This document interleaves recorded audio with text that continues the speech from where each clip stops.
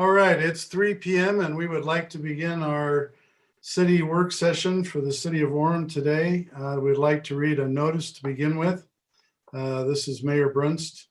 Pursuant to Mayor Richard F. Brunst's proclamation dated November 30th, 2020, the Orem City Council meeting on December 8th, 2020 will be an all-electronic meeting. There will be no anchor location for the meeting. The city cannot ensure the recommended minimum of 6 feet of social distancing for meeting participants at the usual anchor location in the Orem City Council chambers. Therefore, holding the meeting at the City Council chambers would present a substantial risk to the health and safety of those who may be present at the meeting and may contribute to the spread of COVID-19. There will be no public access to the Orem City Council chambers.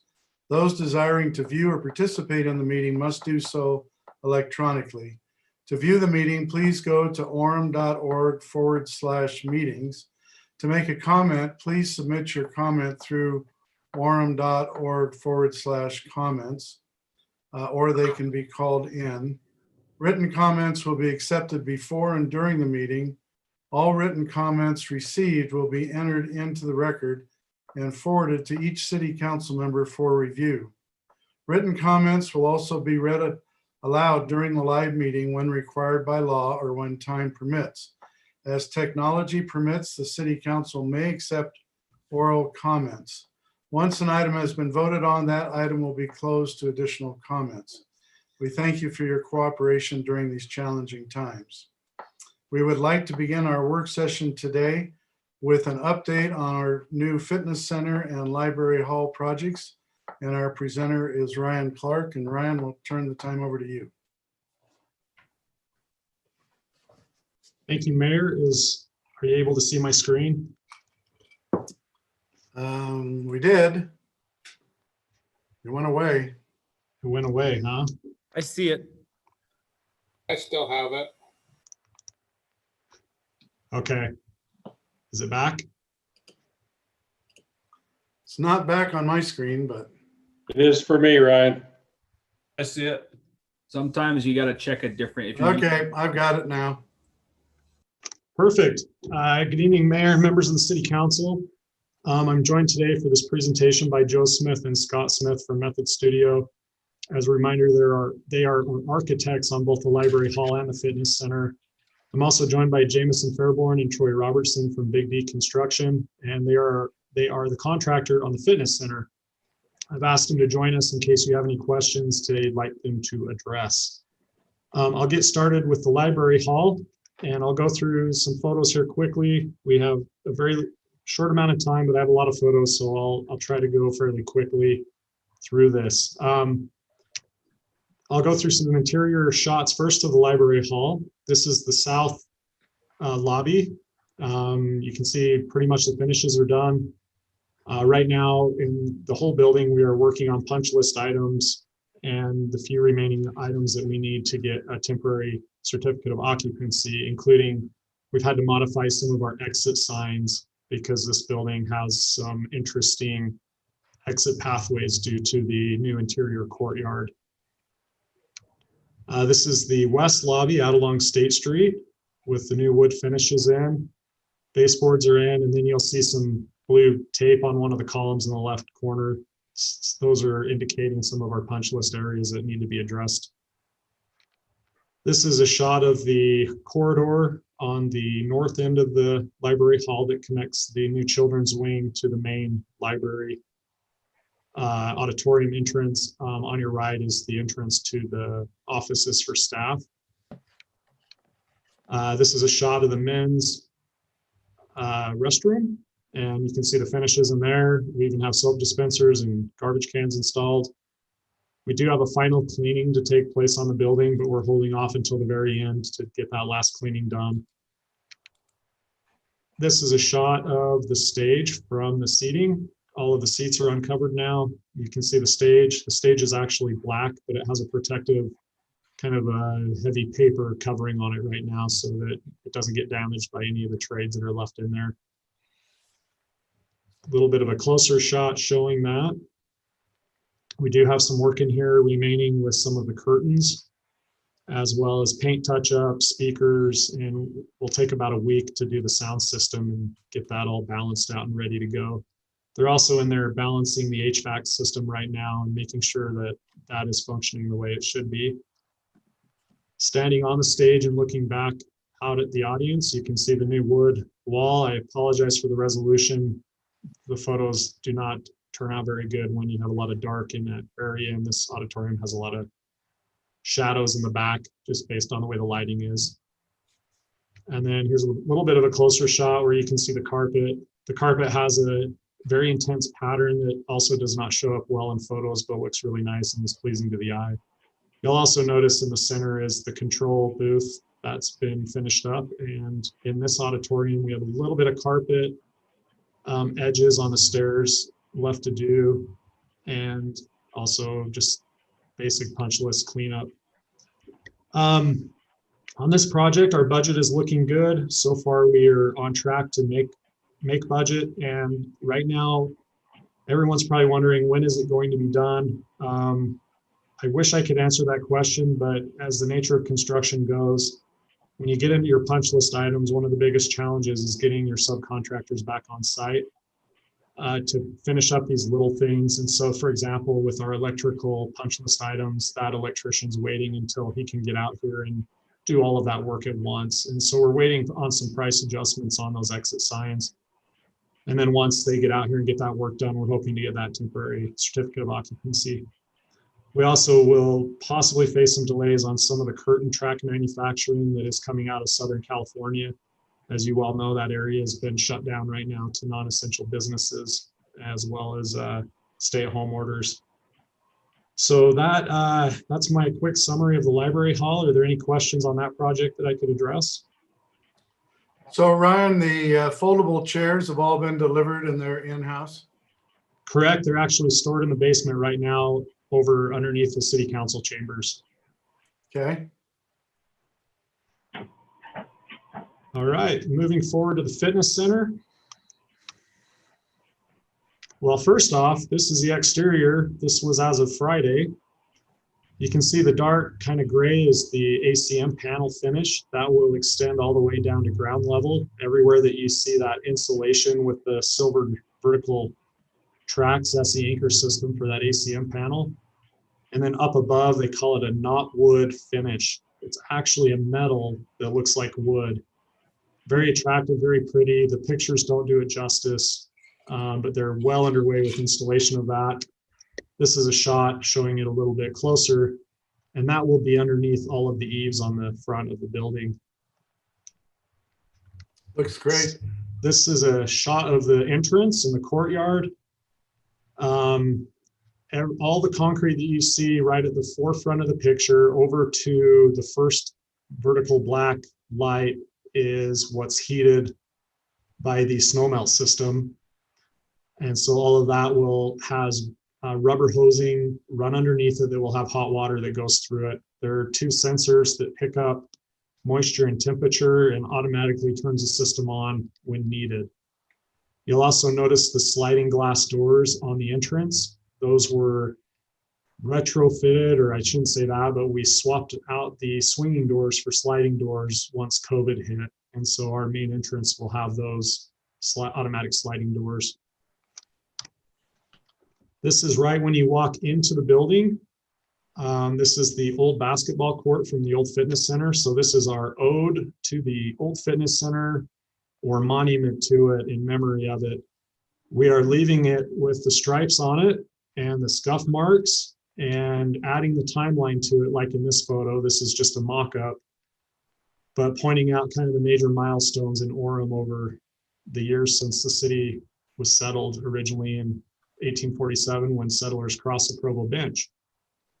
We think it's turned out really neat. One thing that you can't see is those panels cantilever out.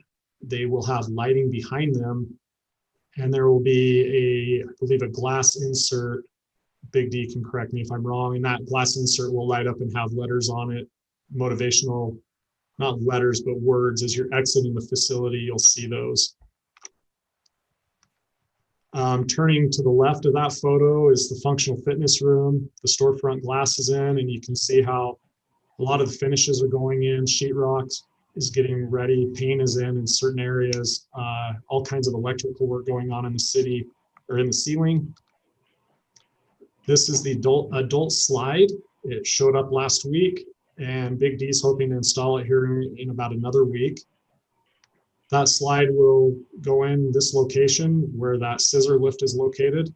It'll be between the plyometric staircase and the upper floor to the right of the photo behind the scissor lift. So what you see there is the new functional fitness ramp, normal staircase, and plyometric staircase where patrons can run training circuits up these and then down the slides so that they're taking it easy on their knees. That scaffolding needs to all be removed so they can get that slide in right after. I apologize for the graininess in some of these pictures. Again, it's very dark in the facility in certain areas because the electricians are still working hard. This is the bouldering wall. It's a little hard to see some of the relief in it. What's leaned up against it is the pad that's about 12 inches thick that lays on the floor. And then the handholds remain to be installed. But other than that, the wall is in. It looks phenomenal and quite challenging. Upstairs, we transition to the big aerobics dance studio. You can see the ceiling finishes coming in. The paint's finished. And then once they get the fans finished in the ceiling and other electrical work, they'll start on the wood floor right away. Down on the main floor, the two studios that are next to the basketball gym, the storefront glass is in. And here's a little bit of a better, nicer shot of that in the corridor leading from the locker rooms over to the gym. The racquetball courts are well underway. The flooring installation is ongoing. Here they have started to lay the floor out, get it ready for installation. The glass is in. Here's a shot of two of them side by side from the upper level. This is a multi-class or multi-purpose room upstairs that is now taken on a new life and will have many features in here, new types of exercise equipment. All of the walls have reinforcement behind them so that things can be anchored. Ballet bar will go in here, as well as, I wish I could remember the name, but maybe Carl or Brian can remember, but it's where people work out with bands. TRX. TRX. Thank you. This is a shot of the spin studio on the right and the conference room on the left. Again, working on the ceilings, getting those ready. And a shot looking down at the lobby from up above. Another shot from the top of the ground staircase looking back through at the ceilings and those treatments that are going in. This ceiling they're actually painting right now, and what you see protruding down that's taped off is a big, large fan. This building probably has 15 to 20 fans that are quite large and will help circulate air. Just another shot of that work going on with the gym in the background and the track in the forefront. Those big pallets of white things are called Mondo flooring, and that is being installed right now as we speak along all of the track, and that whole area that you see in the photo will eventually be Mondo. Here's a shot of the gym. Nobody has taken a shot yet on the baskets, because if you did, you'd leave a white mark and we would know it was you. So don't do it till we get finished. But they are in there grinding the concrete right now. This gym area is pretty much finished except for flooring. All of the ceiling is done. Speakers are in, lights are in, security cameras, the whole shooting match. And Mayor, if I may, Ryan, could you tell us the size of this gym compared to the other? It just looks different when it's empty. Yeah, and maybe Carl could help me on this, but it's 2 full basketball courts in size. So I'm not quite sure. We have 2 full basketball courts. Before we had basically 1.5, but the half one was almost usable. So as far as usable space, we're about 75% more. Thanks, Carl. And this is a shot of all the wood that's been delivered. It's acclimating right now. The heat is on in the building. And so they have to let that wood sit for a little while until it's ready for install. One thing that's interesting, the piles of wood to the top of the screen have little black rubber things. That's what goes down first to give the floor a little bit of spring.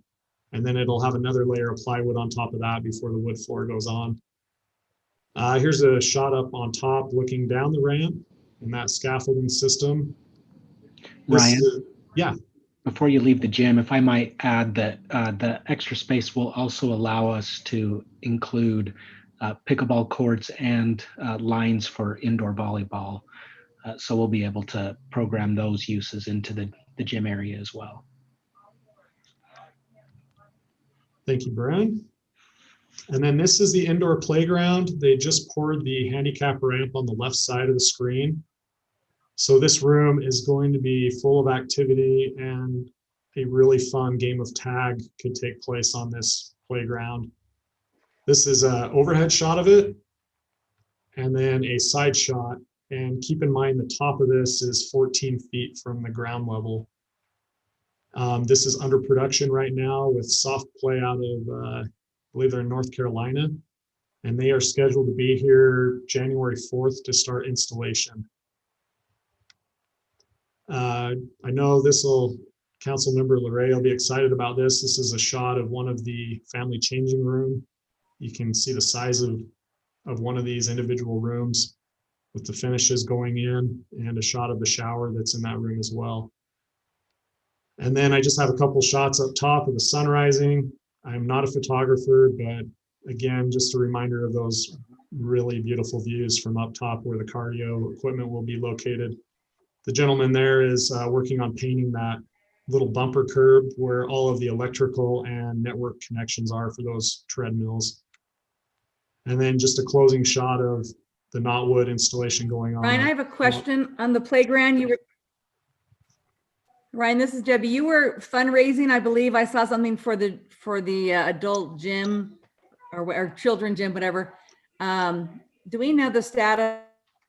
How much have we raised toward that playground, whatever you called it, indoor playground? I'll let Brandon answer that, but one of the reasons we're fundraising is we had an initial budget for that playground, and when we started to look at the proposals that came in, we found that we were looking at more of a fast food restaurant playground, and so to get the really neat design we have, we had to up that budget, and hence why we've turned to fundraising. So Bryn, do you have an update by chance? Yeah, so if we include the match that was done by the Family Foundation and add that to all of the small donations that we've done, our small donations with the match would come up to about $103,000 total in our small donations campaign. So all of the small donations have totaled. And what do we need to finish that? Is that enough to finish it? So we just received, for example, today, another $1,000 donation. And then we just took through a tour, another couple that at least verbally was saying that they were interested in doing a $10,000 donation. So we're going to keep, in every advertisement we've been doing, even about our past sales, we continue to provide the link and opportunity and reminder about the small donations as well. So we're gonna keep up with that up until opening. We do have. So what's our goal? What's the target? So what's the cost for that? Ryan, can I revert back to you on the cost for just the playground? Yeah, sorry, I don't have it off the top of my head. It was, I believe, around 350,000. We had about 200,000 budgeted for the indoor and outdoor playground. And so we also are fundraising on top of that. So if we meet our goal, we have an outdoor playground to install as well for the childcare. But those are just round numbers off the top of my head without diving into them. I could get those for you later if you'd like. Debbie, this is Carl. We on top of that, we also, and maybe Brendan included this in, we got about a $50,000 grant. That's what we're doing the outside playground with. So it's kind of a moving target. We've got lots of revenue sources. I mean, we believe we can do this without having all of the money donated, but we are actively trying to get donations. So would you say you're 2/3, half the way when I mean, listening to what your numbers, it seems to me like you're about 2/3 the way there. That's what I was going to say. And Yeah. I think we're going to get there. What we saw with the Altogether Playground was that as it got closer to the opening of it, the donations ramped up accordingly. And so based off of that kind of track record, we think that, once people feel like it's real in terms of when it's going to open, that we're going to continue to see a ramp up of those small donations as we get closer to that opening date. So yes, if anything, based off of, our opening date looking at the beginning of March, arguably we're ahead of schedule. Thank you. And I'm over time, but I just want to close with all of the equipment and furniture is on order. And it'll start showing up in December and January. Just so the council is aware, the landscaping installation will not take place until the spring, once the frost is out of the ground. But we did get all of the site concrete and asphalt completed before the freezing temperatures hit. And next year we will be reconstructing the south parking lot as part of our roads project. Our budget on this project is also looking really good. And as Bren mentioned, we're looking at the end of February for completion. And I'd like to just, send my appreciation out for all of our staff, Method Studio, Joel and Scott, and to Big D and Care Construction for all of their hard work on these projects. They've been phenomenal partners, and I really credit our relationship between our teams for the success we're having. We have a very open dialogue on all of our issues that come up and our successes, and it's been a great relationship. So I just want to show that appreciation to our team. And are there any questions we could answer? So Ryan, ribbon cutting for the library hall, what are your thoughts there in relation to COVID-19? Well, because we can't open anyways, and we are working on the temporary certificate of occupancy, I think our goal is to let's just wait until we get it looking phenomenal.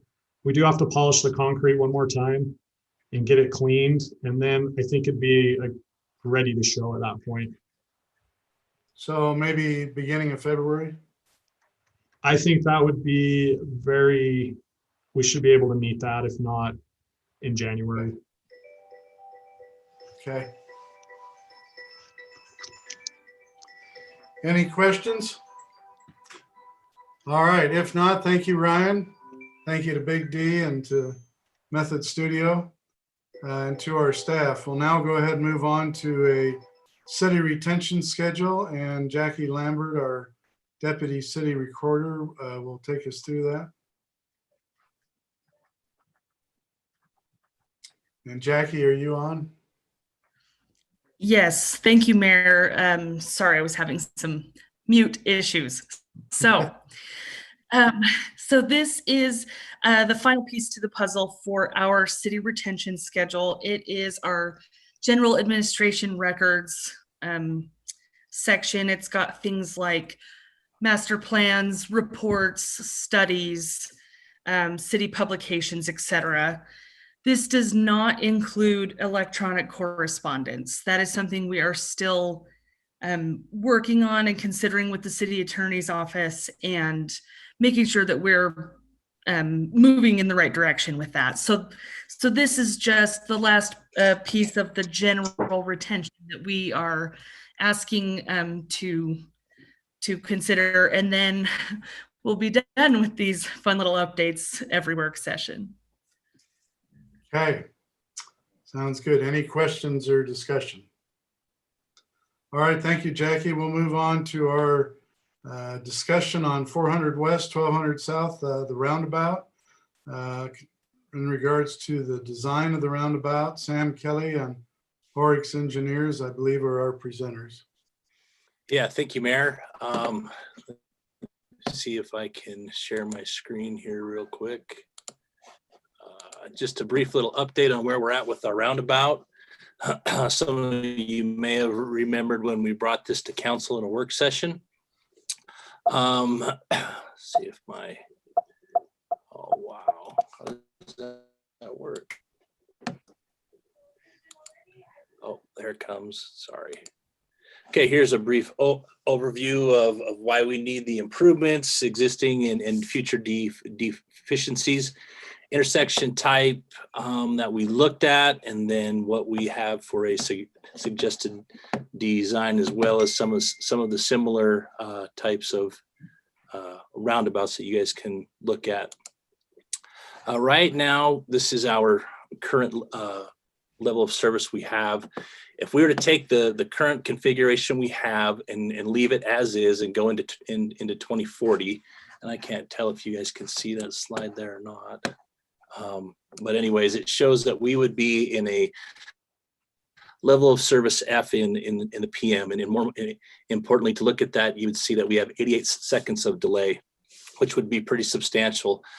More than likely, this intersection would be failing and we would have cars backing out into University Parkway, which is what we don't want.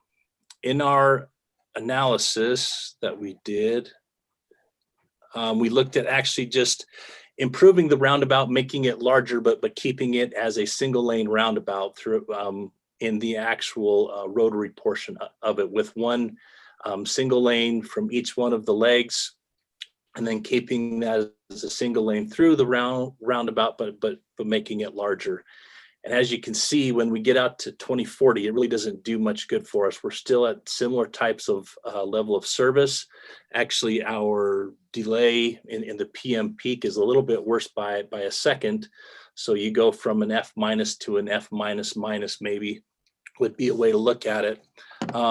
So then as we continue to look at other options for this roundabout, we looked at possibly some sort of a hybrid type, where we would make the leg that feeds off of Wolverine Way to go southbound onto 4th West, a 2-lane roundabout, and then the rest of it we maintain as a 1-leg roundabout, or excuse me, a 1-lane.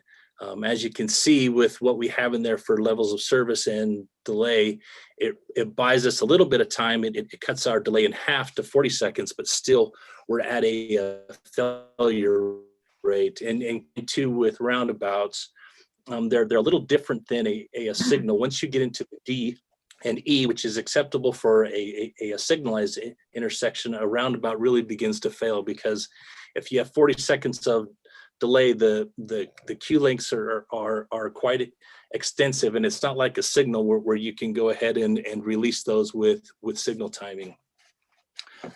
So what our preferred option would be for a roundabout would be this type of a hybrid roundabout, where a majority of the rotary is a dual lane with each one of the legs approaching, except for the eastbound 12th south leg. All of those, as they get to the roundabout, they would be a 2-lane approach, which would allow them to either go right or continue on through. With this type of a design, even though it is a bit confusing at first, it obviously gets us out to our 2040 level of service of an A and a B. Some similar types of roundabouts, whoa, that's not what I wanted, are what we see down in Mesquite. I don't know if you guys have been down to West Mesquite there by the Oasis, as well as the Walmart there, but these are some similar types of roundabouts where it's a dual lane through most of the rotary section, but you have a variety of single lane and or double lane approach legs. And we do also have some crash data associated with those, as well as the amount of vehicles that are going through there during the peak. As you can see, there are going to be crashes, and even with this proposal that we have, it's not as if this roundabout is gonna be a be a traffic type of feature that isn't going to have any crashes, because more often than not on our corridors, accidents are typically concentrated at intersections. So this roundabout will have accidents, but the reality is that with the roundabout, you don't have red light running type situations. The speeds are typically lower.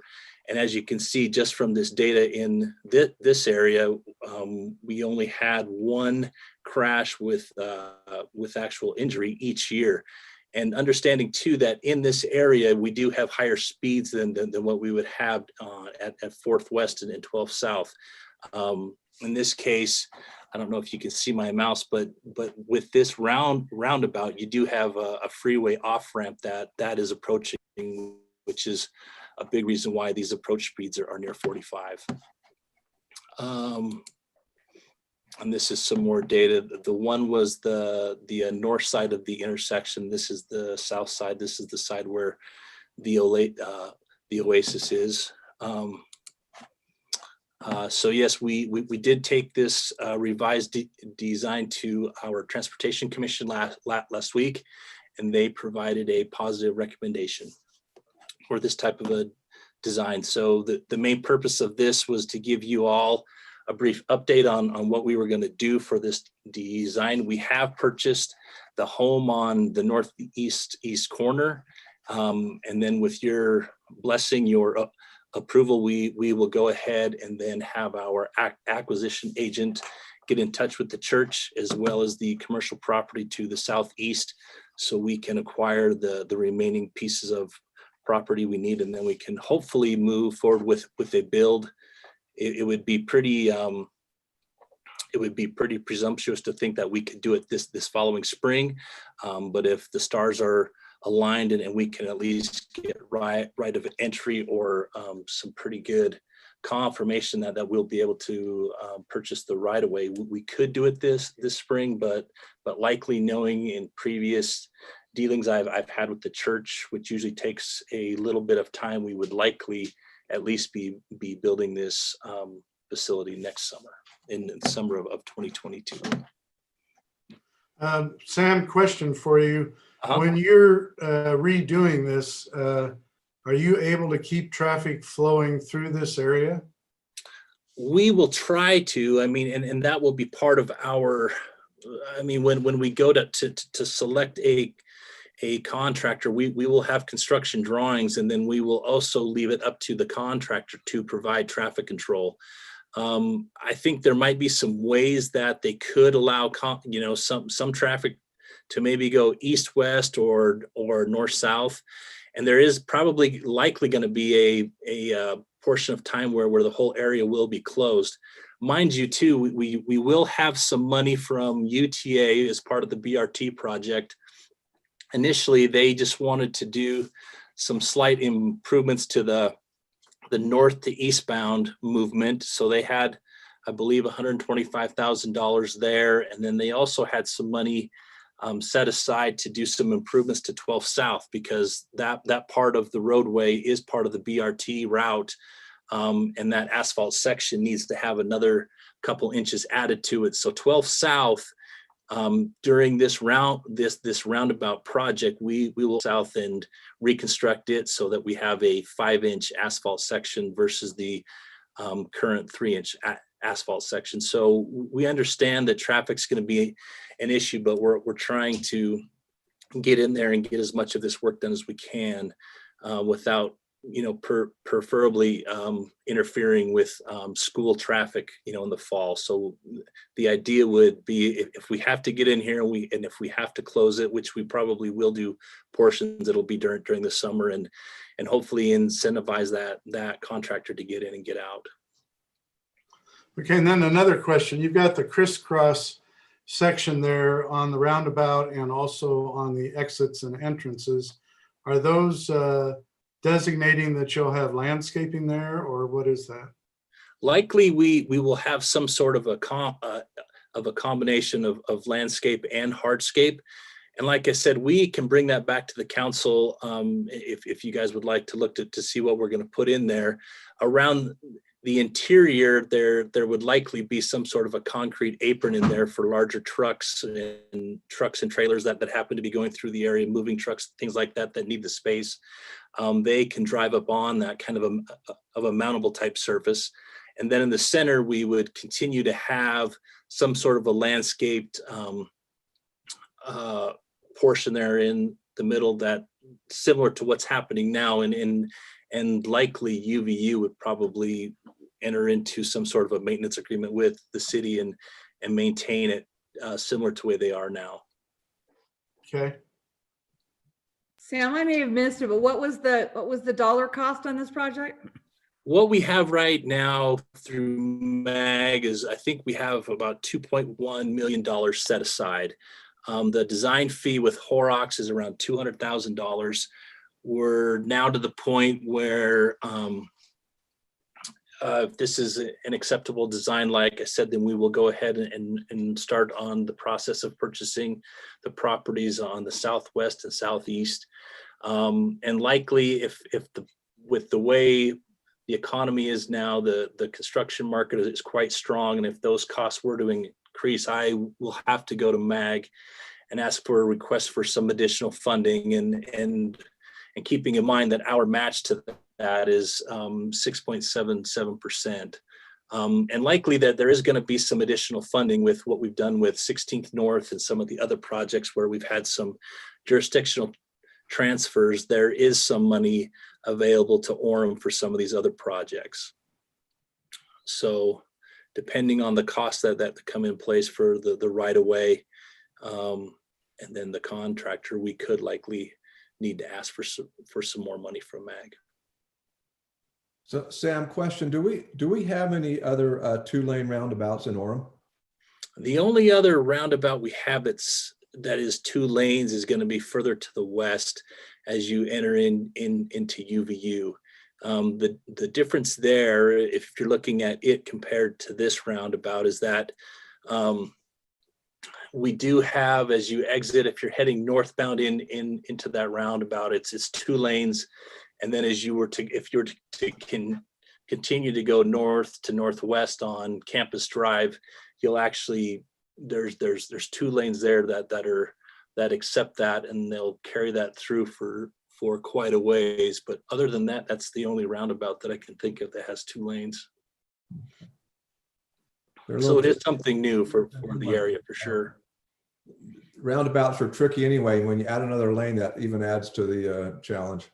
Right. And that's why, and that was one of our biggest concerns with this roundabout. And that's where Horrocks came back and showed us that they can do these little cattails in here to kind of help with directing. We'll also look at different types of signing and striping to make sure that it's pretty clear.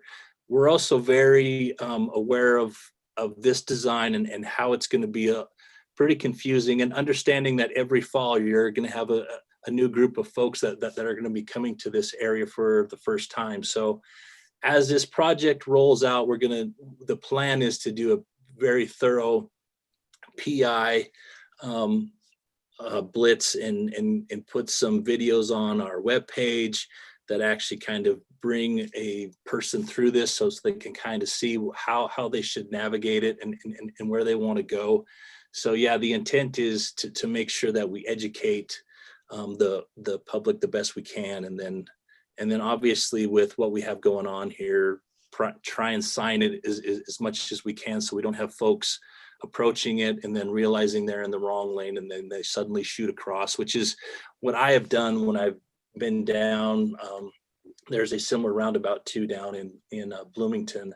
But then again, it's usually because speeds are slow enough. It seems like you're able to navigate that. But yeah, and with that too, we have spoken with the city manager of Mesquite, and it's been pretty well received. You know, he was pretty nervous about this new type of roundabout, but since it's been in place, I mean, they really enjoyed it, and they like how it functions for their needs.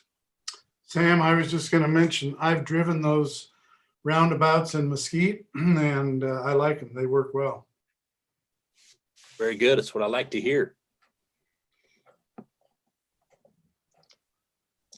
That's all I have, unless you have any Okay. further questions. Any other comments or questions from the council? All right, well, proceed on. I think that's working well. Thank We'll you. now go ahead and thank you, Sam and Horrocks engineers. We'll now move on to State Street zoning and master planning, and Jason Bench is our presenter.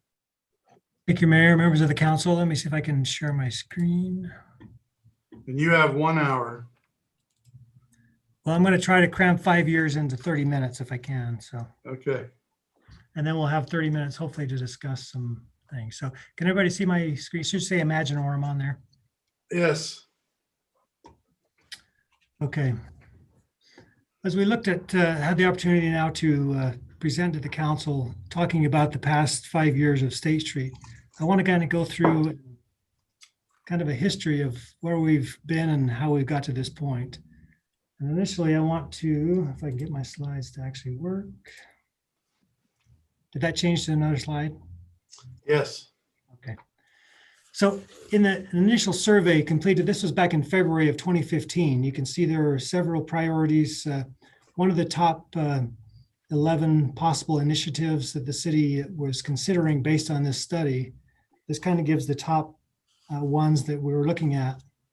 And if you can see the top arrow, preserving and maintaining quality neighborhoods, 90% of the population or citizens wanted to see that. And as we go through this presentation today, I'll show you how we have helped to accomplish that in trying to help preserve quality neighborhoods. As you look down the second arrow, improving and redeveloping State Street, 59% felt that was important.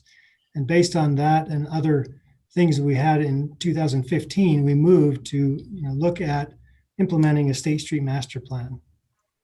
And the third arrow, increasing investment and upgrade and maintain current parks, trails, and open spaces. As you know, the city council just purchased Hillcrest School, and hopefully that will become a nice park and increasing that capability. And then the fourth arrow, just increasing accountability for landlords. And as you know, this past year, the city council adopted the licensing requirements for landlords. So as you can see, based on this 2015, we are moving in the right direction, right? And accomplishing things that the citizens asked us to accomplish. And part of that is the State Street Master Plan and upgrading and looking at ways to improve State Street. This was adopted in 2015. It involved a significant public outreach, probably more outreach than the city of Orem has had in years. And being a part of the city for going on 19 years now, this probably was the most public outreach that I've seen a city do personally. Obviously, there's other cities that do more. But this was a significant and purposeful public outreach to involve as many citizens as we could. It really acts as a foundation for the districts that we'll talk about as we go through the slide presentation. Part of the master plan was to show the reason why we wanted to look at a master plan and how we wanted to focus some density, because we know we're going to grow, right? The population estimation from 2040 for the governor's report was that the Orem would have a population of just under 113,000 by the year 2040. So as we looked at, and let me go back up. In the 2015 study, it was 77.8% of the increase in population in the state of Utah was coming from natural increase. It wasn't coming from California. It wasn't coming from other states. It was coming from our own children, our own grandchildren, who were having children and wanting to stay in the area. And so as we looked at the ability to provide opportunities, provide housing, we had to look at an opportunity to where are we going to put that? And if you look at the population density on the map on the left, the 2015 population, it kind of disperses throughout the city.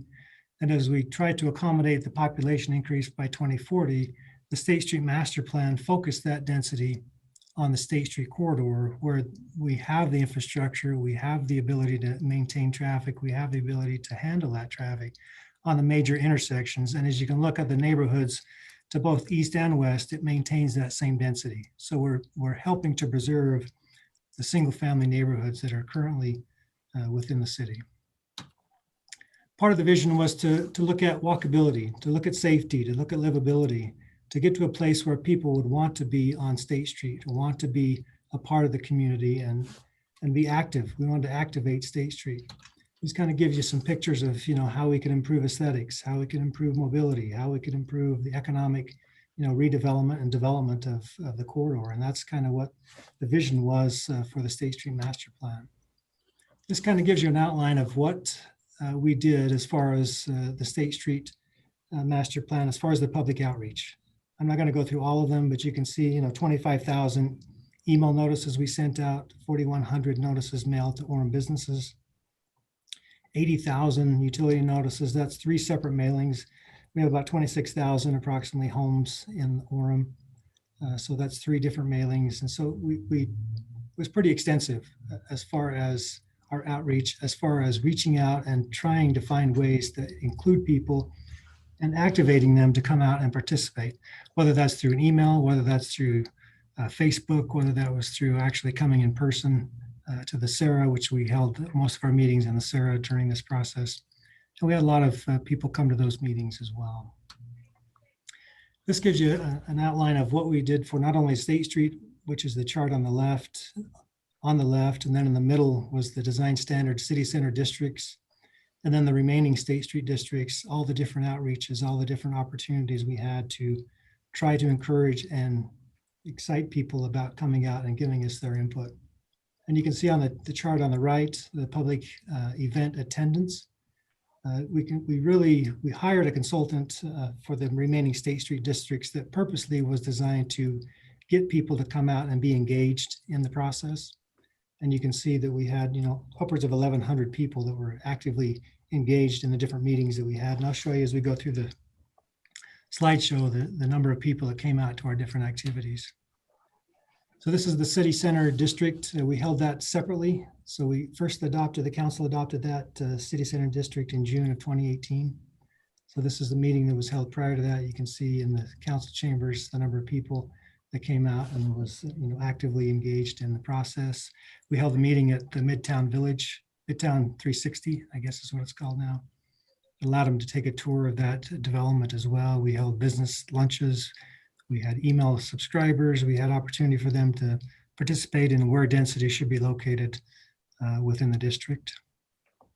And we had a lot of online engagement as well. Just shy of 3,000 visitors to our site, 1,100 participants. And we did see a lot of engagement in our online presence. Some of the things that we adopted as part of the State Street Master Plan, once that was adopted, was our State Street design standards, where we had that 15-foot planter strip, a separated sidewalk to help people be off of the street. And I know many of you have probably attempted it or maybe have walked on State Street. It's not real comfortable walking right next to a 55-mile-an-hour zone. By having a 15-foot planter strip and the sidewalk separated, that we felt was more amenable to people actually being active in the space and actually wanting to be a part of State Street. In addition to that, part of our amendments was to not allow any PD zones within residentially zoned properties. So effective July 1st of 2018, we basically, anything that's zoned residential, we do not allow a PD zone to even be applied for. So if somebody comes in and applies for a PD zone in a residential zone, we will not accept their application based on the ordinance amendment that the council adopted, which was strategically part of our State Street Master Plan. In addition, we updated the Orem General Plan to allow mixed-use districts as a land use. That was adopted in August of 2018. As you can see, the red arrows indicated that the general plan was updated to show that those are intended to be mixed-use districts. In addition to that, in June of 2017, we updated our connectivity plan within the master plan. The red lines indicate cross connection or new streets that would be developed in connection with development along State Street. So between Orem Boulevard and State Street, there is a lot more connectivity, which allows you to have smaller blocks, better traffic circulation and other opportunities, rather than the really long blocks that State Street currently has. In addition to that, we had a citywide parking study that was completed by the University of Utah Metropolitan Research Center, and we adopted some of those standards related to the districts in October of 2019 as well. Some of the things that are outlined in the district, which I want to just kind of quickly go over. This is part of the ordinance in all 5 districts, is the fact that when a property develops next to a residentially zoned property, so the yellow to the right of your screen indicates a single family zone, they have to be equal to the height. So there is a step back or a setback requirement. If it's a multi-story, then it has to be equal to that height. This gives you an example of stepping back to, if it's a 42-foot tall height, then by the time it gets to that 40-foot tall height limit, then it has to be at least 42 feet behind. In a residential zone, a home can be 35 feet and 25 feet from the property line.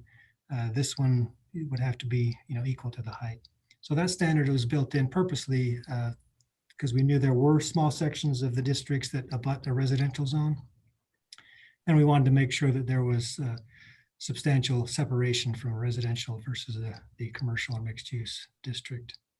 In addition to that, we do have a step back requirement. So if you look on the little white diagram below, there's a 20-foot step back requirement. So if there's a multi-story project that has housing involved with it, that first level and the second level has to have a 20-foot step back so that you're not right up on the street. Like we did the tour for those that went with us to Sugar House. The building that we looked at had that step back, and that's what we've designed it. So the building itself is not so overwhelming on the street presence, but you have the 1-story presence and the buildings are then stepped back. So not only do you have the step back from the residential, but then you have a step back from the street as well. Jason, just a quick question. On a multi-story high density building, the height on that, the height limit, is that 42 foot? Is it 6 stories? What is allowed within the hubs of the State Street Master Plan? So currently in the districts, there is no height limit. It's Okay. based on the other factors that would be setbacks, that would be parking, which would be other figures. So it could be a 6-story or a 9-story building? Assuming they can meet all the requirements. But as you look at the economics of those types of buildings, you look at the parking that's associated with it, you look at the setbacks, there are limiting factors that would limit what a developer could build. So you think 6 stories is probably the limit? That's probably a reasonable limit, but there could be in the city center district, for example, if let's say across the street, McDonald's or one of the Burger King, whatever, decided to go out, because there's, if they can provide parking, whether that's structural parking or whatever, they could go higher than the 6 stories probably, depending on the location. There are certain locations in the city or in the districts that would allow a higher height, but the majority of the districts are adjacent either to or in proximity to residential zones, which would limit the height, and there's parking restrictions and things like that. Okay.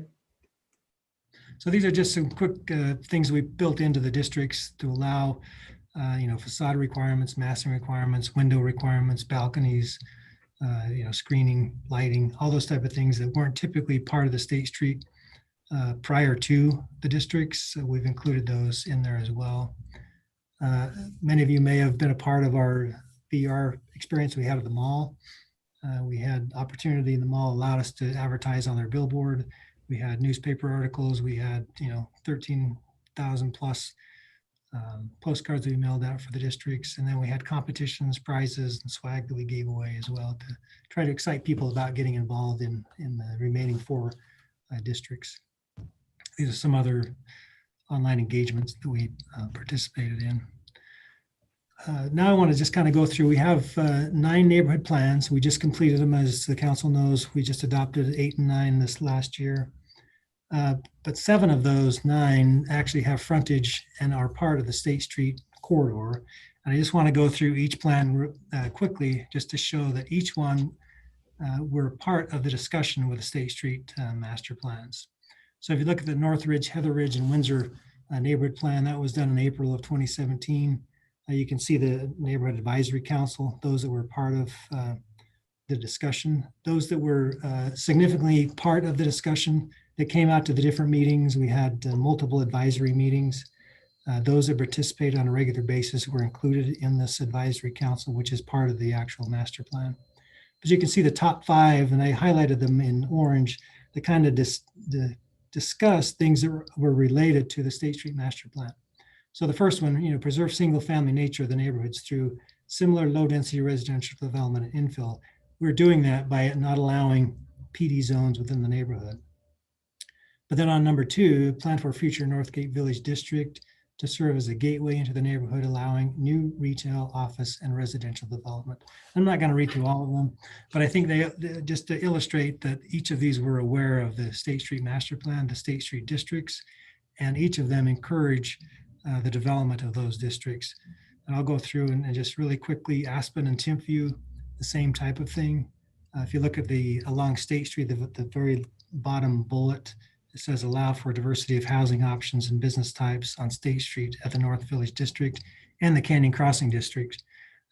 Timpview is part of the Canyon Crossing District. And then as you look at Orem and Sharon Park, promote low density, which is what we've discussed as well. But then in the body of the plan itself, it talks about the Canyon Crossing and the City Center District and how they would be and are appropriately mixed use in nature. Geneva Heights, and the other number 2 is kind of a highlight. Higher density development outside the neighborhood is acceptable if strategically located along major roads. So they purposely understood that high density is going to have to be somewhere in the city, and it's preferable to be along a major corridor like the State Street plan that we have and within the districts, and help maintain the options for housing, but then keep them out of single family residential zones. And that's really the main purpose and focus of our State Street Master Plan, is to not only have additional housing on State Street, but also maintain the single family nature of the residential that are not within the districts. Orem Hillcrest, as you can see, they have 3. One, and create guidelines and support the city's goals for prohibiting zones. And then under, let me see, where was it? I missed it. I guess number 1, strategically locate higher density development on major roads, such as State Street and University Parkway. Jason, a question for you. Sure. We mentioned down there that we want to have affordable housing within what we're trying to do. Affordable housing, I think, is not necessarily your average income. I think it's more your medium average income, 80% of the average income. And I question whether or not any developer would build affordable housing on State Street to 80% of average income, considering the cost of the land and the buildings. Any thoughts there? Oh, it's very possible. I know there is a developer in Provo that developed in downtown right across the city center. I know this because my daughter lives in one of the affordable units.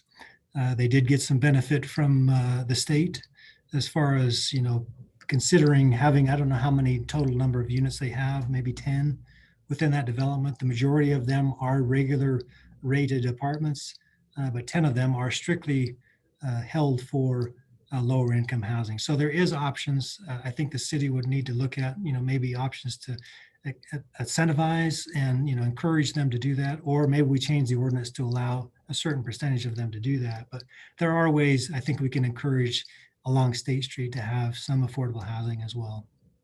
Yeah, I think we need to do that because I think we use State Street as an area to support the plan that we would have affordable housing for the 80% level. And I think we need to create ways to allow that to happen. Well, and part of that, Mayor, if I can just, I don't want to take too much time, but Go as ahead. we look at building opportunity for new homes, the idea behind the State Street Master Plan was then having opportunities for citizens that live in accessory apartments or to live in the fourplexes and things to actually move up into, newer and better, and then that would backfill with lower income. What we're finding, though, is because there's such a shortage of housing generally in the state, that those rents really aren't coming down, right? They're actually going up. Yes. So we really need to find opportunities to build more housing units and get ourselves out of, as a state, I'm just not talking about the city, but as a state, where it's such a shortage that we really need to find ways to do that because of the housing shortage, the cost of rents and even affordability of homes within the city are astronomical and will continue to be such unless we can find ways to help mitigate that. Anyway, if I can just really quick go on here. So Lakeview and Cherry Hill, they actually come out and said prioritize and support high density mixed use apartments and office developments on University Parkway, and even support transit-oriented development along the UVX line. So those are the 7. And what I guess what I want to get, the point I want to make is that each of those 7 neighborhood plans that we spent 5 years developing, along with the State Street Master Plan, all of them acknowledge that they understand that there needs to be some type of housing, whether that's apartments, whether that's condos, that State Street was an appropriate location for that type of housing. And so, I can't really express enough that the support that the neighbors had and all those that were involved in supporting the State Street Master Plan and focusing our high density housing on that corridor. This is just another outline of what we, unprecedented level of public engagement. I'm just going to quickly go through these. This is the 4 districts that we had after we adopted the State Street or the City Center District. You can see the number of people we had at the library. Our first meeting that we had with the library, we had 400 plus people. There were lines and lines of people. Kids came out and we entertained the children while the parents went to a meeting and talked about State Street and got engaged that way. Not only from the younger kids on the coloring, but we had Minecraft, computer competitions. We actually gave prizes to the ones that could develop the city center the best. We had all kinds of interaction. We even provided Kirby Q. If you remember Kirby, he provided the food. We fed almost just over 400 people that night as they came and participated in our public outreach. We provided Summerfest booth. We gave away some backpacks to those who participated, and really encouraged people to be a part of our Imagine Orem team by signing up and the Orem Forum and really trying to engage people.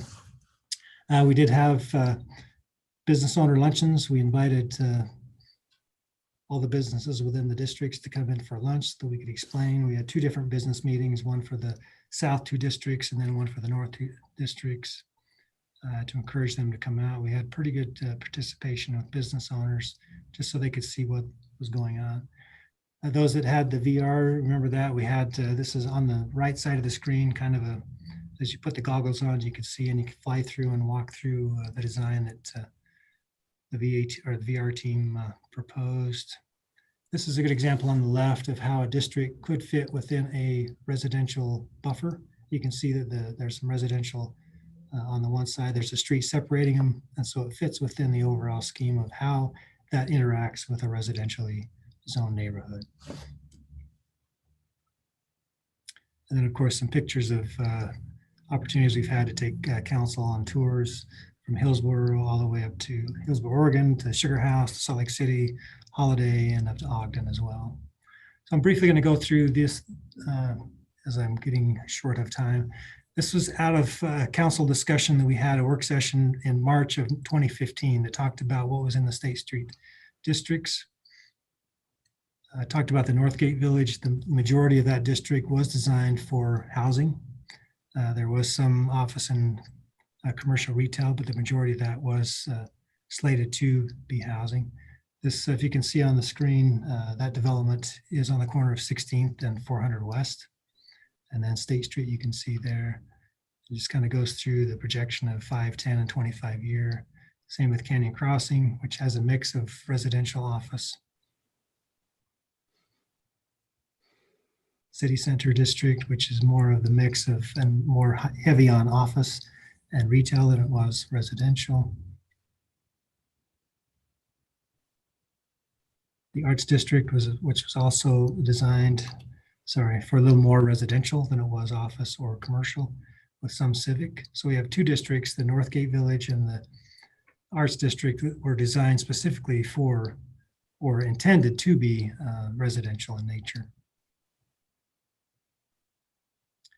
And of course, University Parkway, which has a mix of uses as well. And then these are the purpose statements of each of the districts, pointing out that the Northgate and the Arts District were emphasis for residential. The others were more of a mix. And the hub was more of a center of, commercial activity, which you've got the University Place and other activity going on there. So just a side-by-side comparison of the district. The picture on the left is in the ordinance itself. The picture on the right is this current zoning and the current uses that Mayor, you asked us to provide. And so I just want to show you, and the lines, the blue lines are streets. So there's very little, there is a little bit, I don't know if you can see my cursor at all. Let me get my pointer out really quick. So there's a little bit of residential that abuts there and a little bit over here. But I want to emphasize the fact that all the districts were only rezoned or a part of the State Street zones that were already zoned commercial. So you got the Albertsons, the old Albertsons here now is the Vasa Fitness. That was on C2 at the time that was converted to the district. It was continuing, I mean, it was abutting a residential zone at that point. So there's nothing new with the district that wasn't already zoned commercial.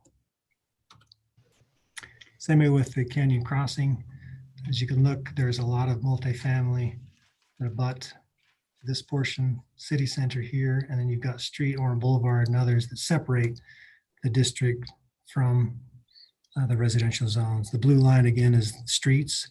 So the entire, with the exception of this location right there, the rest of it is all surrounded either by density or by a street itself.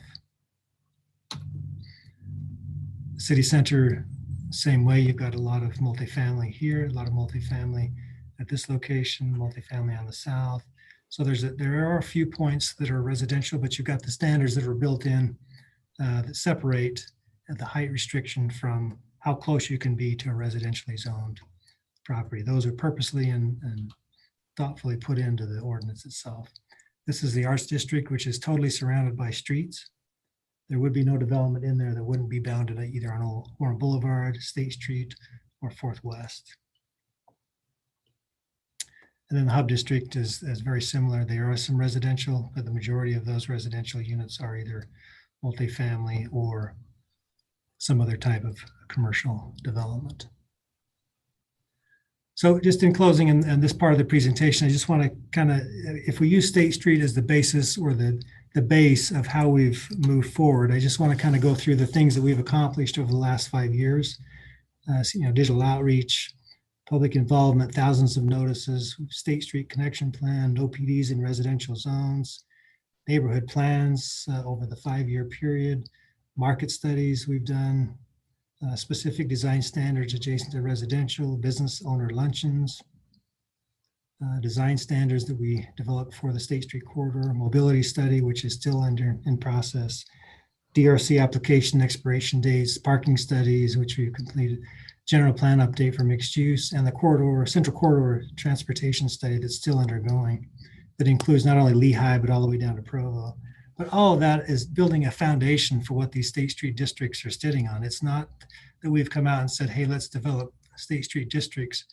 It's based on the fact that we've taken this base, this master plan, and we've been strategic, we've been focused, we've been purposeful and transparent in how we've got to this point, and really feel that we've accomplished a lot in basically providing a foundation for these State Street districts. So with that, I'd be glad to address any questions or have a discussion now as we move forward. So Jason, a couple of things I wanted to bring up that you brought up as well is that we have passed an ordinance that there are no PDs allowed in residential zones. Previous to that time, we also put in a law that you could not change commercial zones to high density zones along University Parkway, along Center Street, along 8th North or State Street, unless it was involved with the State Street master plan. I think there are a couple of areas of concern are in the North Village and the Arts districts where they border residential homes. And while we've held a tremendous amount of informational meetings and information given out, I think there's still, that we noticed when this proposed project came for 1600 North and Fourth West, a lot of people that are uninformed that the zone has been changed, which would allow high density up to 6 stories. And for example, in the North Village, it would be right across and next to a lot of residential homes. And for whatever reason, those residents seem to have not been aware that that would be the case. I guess my concern is I like the zones that we have, but I do realize that the North Village zone has a lot of residential housing that could be right next to high density on basically 3 sides. The Arts District has the same, not as much, but has the same. The other districts don't seem to really have that kind of interface as much. But my question is, really is, how do we have some interface with the neighbors on the North Village and the Arts District so they understand what has occurred, and if we need to make any changes, we maybe need to talk about that. So. Yeah, I mean, if you look at the Northgate or North Village District, and if I can turn on, I guess I turned off my pointer, sorry. If this is the property we're talking about right here, right, which was the proposed Yes. development, they're basically on the corner of 16th North and 400 West, right? So they're major streets that are there. They would have to be set back equal to the height from the residential property, and they would have to be stepped back, like we talked about, from the street. So it's going to be at least 80 to 100 feet from any single family home in this location. And that's basically how we're going to integrate those types of housing units in the district next to residential. It was purposely done that way because there was a major street, 4th West and 16th are streets that act as a barrier and a separation point between the single family residential that we have on the east and any development that's going to happen in this Northgate Village. This property here, the one that he was trying to rezone, this one here is zoned North Village District Res B zone. So it is allowed to go to have some, twin homes, things like that, at a maximum of 35 feet with no stacked units. So this is part of that to act as a buffer between the higher potential higher densities and this residential zones units, and the fact that the 4th West public street, ran north-south along that as a barrier between single-family homes to the east and the district to the west. For whatever reason, and I'm not sure why, I think the residents that surround the North Village District do not understand what this zone change is on the State Street Master Plan and are concerned how it affects them. So. Yeah, and granted, the staff was not in favor of the zone change of that home. And we would have, argued that it was not applicable or appropriate to zone that to the district. But the district itself, because that's always been a part of the zone. That wasn't added later. It wasn't ever something that we. No, it's always been there, and we've notified everybody. But for whatever reason, the neighbors don't seem to acknowledge that there has been a change and are very concerned about it. So. Well, and some of the neighbors that I think voiced concerns were actually part of our neighborhood plan process. So that was kind of interesting. But I will acknowledge that there are new homes that have been built. There are, new property owners that have moved in since we've started this process. It has been an overall, a 5-year process that we've gone through this. The last meetings that we've had were in 2018. So I granted there may be some new residents that have come in, but it's always been a part of the plan. And, if we need to go out and hold another neighborhood meeting, I guess we could do that. But that's, this has always been the design. It's always been sure built in the safeguards to have it so that it fits within the district and is a good neighbor to the single family neighbors to the west, whether that's in the Arts District or whether that's in this district. We try to build in standards that make that work. And maybe it's something that we just need to do a better job in publishing what those standards are, or sitting down with those that have concerns and discussing that. But well, I kind of feel like it might be beneficial to invite the surrounding neighbors of the North Village District to start at least 2 to 3 blocks around each border to a meeting and let them know what the State Street Master Plan includes, so they understand ahead of time and don't feel like they're blindsided.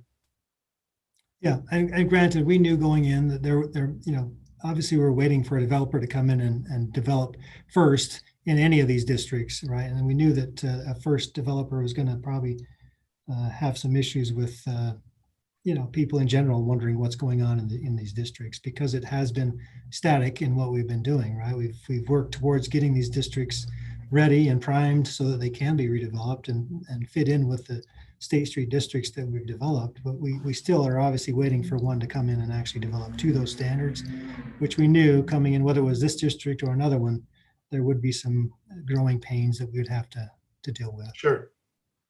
Mayor, So I personally would like to see some interface between the neighbors and at least the North Village district so that they fully understand, because there's a lot of residential homes there. Mayor, I would suggest that if we have these questions in this area, we probably have them throughout the whole plan. So it may be beneficial to continue that education process as we move forward. Jason, did you say that the governor gave a number of 213,000 population in Orem by the year 2040? 112,000. Oh, 112. Okay. Yeah, I didn't hear that correctly. And I was thinking, oh my goodness. About 1,000 people a year addition. Easy there, Mr. Lamson. Yeah, that feels a whole lot better. Thank you. So Jeff, the thing to remember is the 2 districts that have a lot of residential homes are the Arts and the North Village. The other 3 districts are mostly commercial around the State Street districts. So I think it's really those 2 that we should focus on first, and North Village being the first one. Absolutely. I agree with that. And if I can. Mayor and Council, this is Steve Downs. One thing I remember from our outreach, one of the things we were strategic about was making sure we were engaging the entire community in this discussion. I think one thing we need to remember is that a discussion about housing on State Street doesn't just impact a few homes. This is a citywide discussion. And we've known through our neighborhood planning process, and especially some of our lower income neighborhoods where almost 50% or greater of the single family homes have become rentals. And in many ways, that's related to the high demand for rentals and the low supply of them. And so a discussion about rental units on State Street is something that impacts the entire community, as a low supply of residential rentals will impact the single family neighborhoods in a very big way, as we'll continue to see more and more of those homes turn into rentals. The other thing I would just represent is that is where we have significant impact on our police and some of our other city services, is as more of the single family homes turn into rentals. So again, just to repeat, I just don't want it to think that what happens right there in this district or any of our other districts is really a decision that should be made by a handful of homeowners. This has a large citywide impact. Mayor, could I weigh in for a second? Sure, go ahead, Debbie. So I was actually, if you saw my name on the North Ridge, Heather Ridge neighborhood plan, I was an integral part of that. And we had some long discussions about preserving the single family neighborhoods. And it was unanimous in that any multifamily unit would be not located in a North Ridge or Heather Ridge, but that it would be pushed to State Street, and that it would be done in a design idea that, like some of the things that we saw when we toured Sugar House, whatever. So we also had lots of neighborhood open houses. Now, I agree, some people moved in, but this is not a shock. I mean, my ward weighed in, my neighborhood, my stake, and this is what they wanted. Now, we may need to refresh their minds, but they did not want buildings in their nice single neighborhoods in their cul-de-sacs. They wanted them on State Street, where at some point there probably will be mass transit. At some point, there'll be things that we'll do. And granted, no one loves increased traffic. I get that. But it's better to put it in an area that can service it and handle the larger crowds than put it in our neighborhoods, which they were, if you notice, that was the number one thing on their mind, preserve single family neighborhoods. So moving it commercial and housing to State Street was exactly what that neighborhood wanted. And so I think we need to re-educate it, but this should not come as a surprise to the majority of the people. And well, I think part of the problem is this particular development was not on State Street. It was actually on 4th West. And on our master plan, we are including areas for our districts, 2 blocks to the east, 2 blocks to the west, 2 to the north, 2 to the south. Well, and you know what, Mayor, that was also included. I remember talking about the Walgreens that was there on the corner where the Quick Quack, talking about how that would butt up. So it wasn't just State Street only, it was those few blocks to the east. So this should not come as a surprise. I think it did. Let's educate these people, show them what we have, but this is what they wanted. This is what they weighed in, and it was unanimous that they wanted this. On State Street, but maybe not 4th West. Mayor, I've got a question. Sure. So if I look at the actual core in red, I'm fine with that. But then the problem I'm having is the edge creeps, so it's huge. And I said, and that's the problem I think that the neighbors are having, is this edge and the creep. And then all of a sudden now these people want to buy all the green and turn it all into commercial. It's like, you know, I think we need to revisit this area and listen to the neighbors that are complaining and say, you know what, we need to keep the core and keep it there. And this edge stuff, we either have to tighten it up or do something with it, because that is the problem right there, is the edge. I was caught off guard saying, yeah, there's going to be apartments there. And I'm like, this edge. So maybe I missed it, but I missed this. I thought the core was that red core. And all of a sudden, this is a huge district with this edge that just overlaps everywhere in the neighborhoods. And that's my problem. And that's why I wanted to bring this to the forefront, because we have to do something, because this is wrong.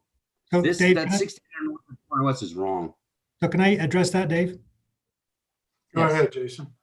So the Edge district that you see there was C2 before. It was commercial. So we didn't change any residential single family homes to the Edge. It was all zoned prior to as a C2 commercial zone, 60 feet maximum height. So there was already height built in. There was already, somebody could build a 60-foot office building on that corner. This simply just allows them to have a mixed use development. So we're not encroaching or spreading out farther than was already zoned C2. This was strategically designed to fit within the district, fit within the core C2 zone, where we did not expand out into residential zones one bit. But so on your presentation, you said, you know, we're building this thing. It's got to be, if it's tiered, it's got to be a 20-foot setback. So the pictures that the developer showed, you know, you had commercial on the bottom, and then it didn't have a 20-foot setback. It did. So, it did. I mean, if you look at that property, that is dinky. The property's not big at all. So I don't know. I disagree with it, but I think that's my main concern right there, is that they can build that, and then they need to buy the house to get parking. And I mean, I wouldn't want to live over there. Well, and again, I reaffirm that staff is not in favor of rezoning that property. Anybody has the right to come in and you know, stir the pot if they want to, because you deal with lots of rezones on an annual basis, whether that's next door neighbor wanting to rezone to an R75 or an R6. I mean, that we have rezone applications all the time. It doesn't mean that the council is going to approve them. So even though we are opposed to that and didn't encourage them to do that, I mean, they had the right to do the neighborhood meeting. They did not make an application. They let me know that they're not going to make an application on that residential property, but it doesn't, you know, negate the fact that they can build in the mixed use area that was already previously zoned commercial. If I may, this pot got kicked because the developer put the cart before the horse and asked for something that was never going to fly. And that just stirred up neighbors that had no need to be stirred up. It's too bad that's allowed, but he should have never been able to do that. But I realize he followed policy that allowed him to. I'm not faulting him or you, but it just was unwise. Oh, I agree. It was unwise. Absolutely. And we encourage them not to do that. But like anybody that has due process, they wanted to go through that process. Any other comments or questions? Yes, Mayor, this is Terry. Jerry? So, you know, there's a lot of work that's gone into this. I found very interesting campaigning last year. I didn't find anybody on State Street, any businesses that were happy with the master plan. I heard a lot of criticisms that they're not going to be able to make left turns into their businesses. I heard other people tell me about how they wanted to expand their business, but they were told if they expand over a certain size, they had to put high density apartments above their business. And so I don't know where these, I mean, I appreciate there's been a lot of work done. I noticed my wife and my name was on for our neighborhood. I don't recall having a discussion about 20,000 new apartments being built on State Street. So since this was done in 2015, it's very interesting what's happened in our economy. Now you don't have to leave your home to go to work. You know, most of us, a lot of meetings are being done on Zoom.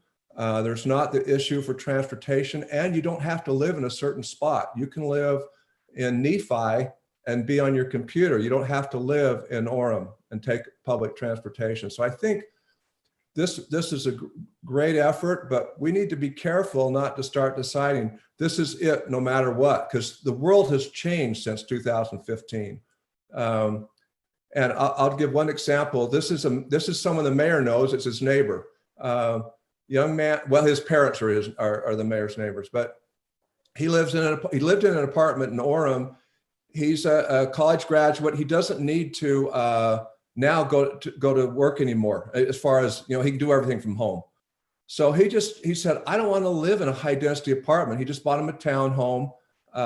He has two vehicles, by the way. He has a Jeep in the wintertime and a Mustang in the summertime. So I think we don't want to pigeonhole everybody saying everyone's going to be taking mass transit and everyone's going to be living in apartments. Be a little careful. I'm not so sure that's the future. And I don't think that as a city, we should try to jam this down people's throats, because most of the businesses I've talked to, and one of them is named on one of these sheets, he has no parking because of the high density apartment next to his business.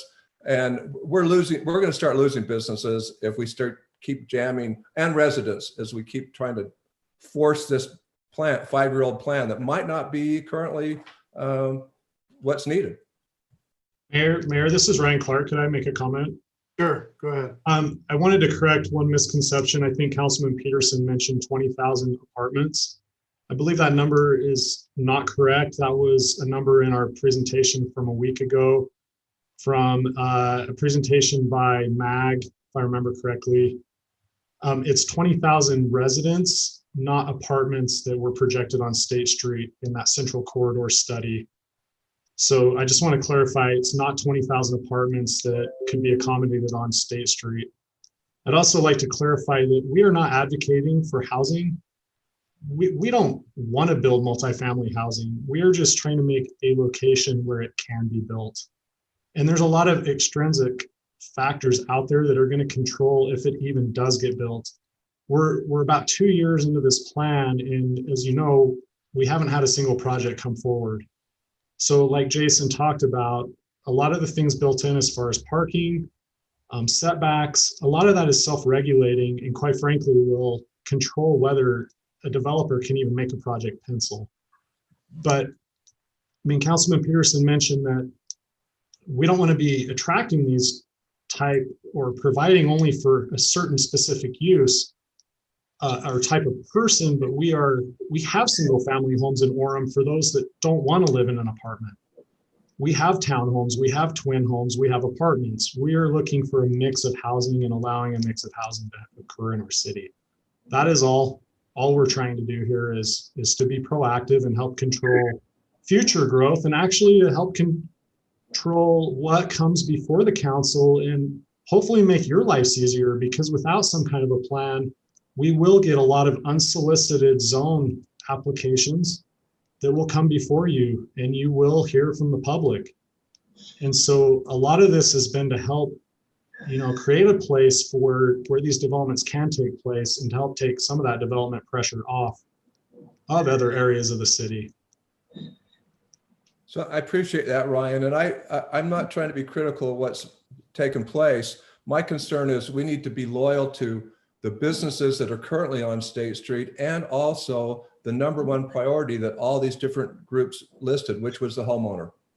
And so I don't want us to be doing anything that creeps into where a homeowner lives, like what we saw in Fourth West, and they feel intimidated. It's not a matter of education to tell them, oh, yeah, we might be building a high density across the street from your home. It's a matter of us as a city being sensitive that the homeowner should come first.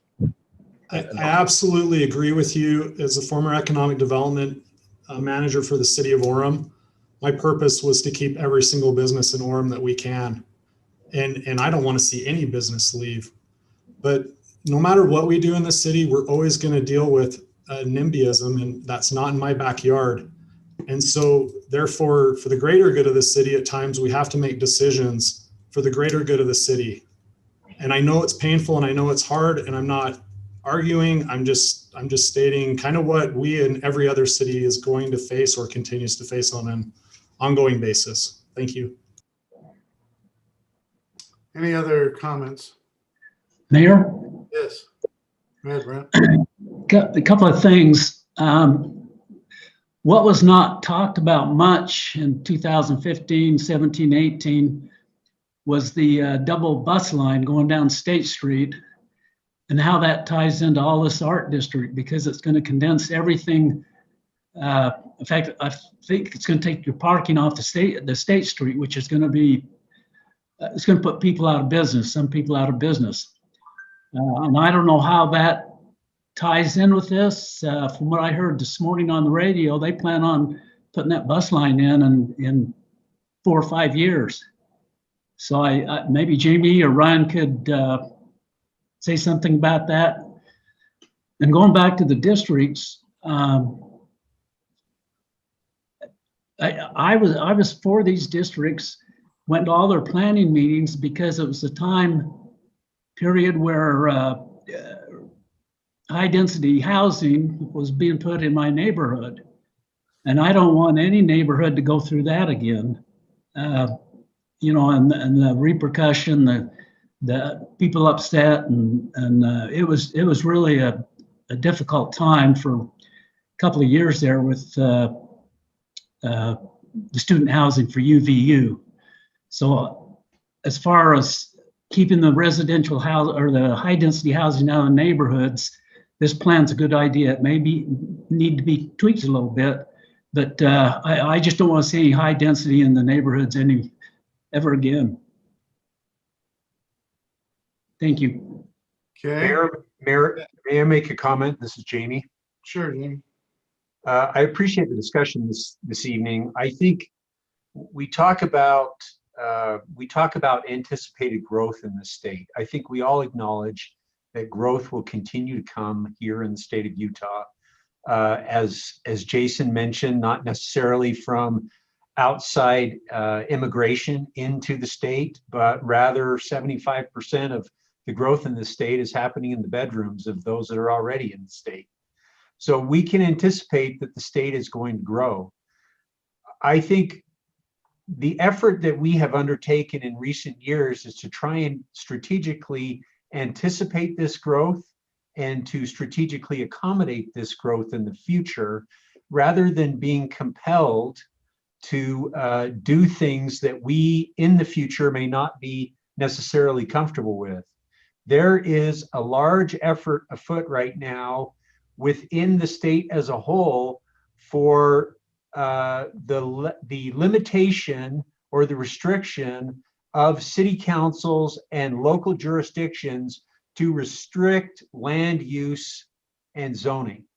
So there are discussions underway that say, because local city councils and because municipalities are not willing to necessarily have these difficult conversations, then we are going to, as a state, take on this challenge, and we are going to adopt one size fits all solutions to these problems. And in the course of doing that, they are going to sweep away the ability for you as locally elected officials to make some of these key decisions. And so, understanding that we were heading down this path, this is why we undertook this effort to try and strategically determine our future rather than be forced to deal with a future that we really have no voice or no opportunity to decide. Now, I'm not the one that's up at the legislature on a weekly basis during this. Well, I'm up there on a weekly basis during the session, but one of our attorneys, Heather Schriever, is up there on a daily basis or engaged on a daily basis. And I'd like for her just to speak to, if I can, and Heather, if you can, for just a few minutes, what we're talking about here and this tension and push and pull that is existing between local control. Because my biggest fear as a manager is if we continue to push against, if the state as a whole continues to push against housing that is different than what we have essentially experienced in the past, it's not a matter of whether or not it will be something that we will accommodate in the future. We will be told to accommodate it in the future in similar ways that similar states who have experienced urbanization have struggled with. You know, Heather, I don't want to put you on the spot, but Mayor, would you just give her just a few minutes to kind of speak to that? Sure. One thing I was going to say, we are running out of time, and this is a discussion that could go on for weeks and months. But go ahead, Heather, and then we need to move on. Okay, I'll just be brief, Mayor. I think the state legislature itself is under constant pressure to make land use consistent from one local jurisdiction to another by developers. And I mean, the way to do that is to wrestle land use decisions away from local government. And I think two of the hallmark issues that developers are looking at right now is essentially increasing the density of homes. I mean, that makes a developer more money. So I think that pressure in recent years, you can see it come through in legislation such as creation of the inland port, imposition of daily penalties on local land use authorities when they get decisions wrong, limitations on the use of eminent domain, inspection and reporting requirements that have been placed on cities to ensure that they're doing essentially what the legislature and developers want, and finally, affordable housing mandates. There is a real tension up at the legislature, and there is a chipping away of local land use authority. And I think it's always best to try to deal with ORM issues with ORM solutions instead of doing this state mandated one size fits all. So that's all I have. Okay. Well, this is a discussion I'd like to carry forward and discuss some of the options. And I appreciate everybody's thoughts and concerns. Let's go ahead if we can and move on. Hey, Mayor, can I just ask one question quick? Sure. I just wish Ryan or Jamie would address those bus lines that are going to devastate a lot of the State Street businesses, and they weren't considered in this 5 districts. Brent, one thing maybe I could tie in, I've been in on those discussions as well. You may remember when UVX came on board, it took us 8 to 9 years to get funding for that. And while this is moving forward at a quick pace, and I feel like is an excellent idea, funding is another issue, and it may take a period of time to get it. And Mayor, I would add just maybe comment to Brent's concerns. You know, if something like this could happen in 4 or 5 years, it is the fastest federal project ever completed in the history of Utah.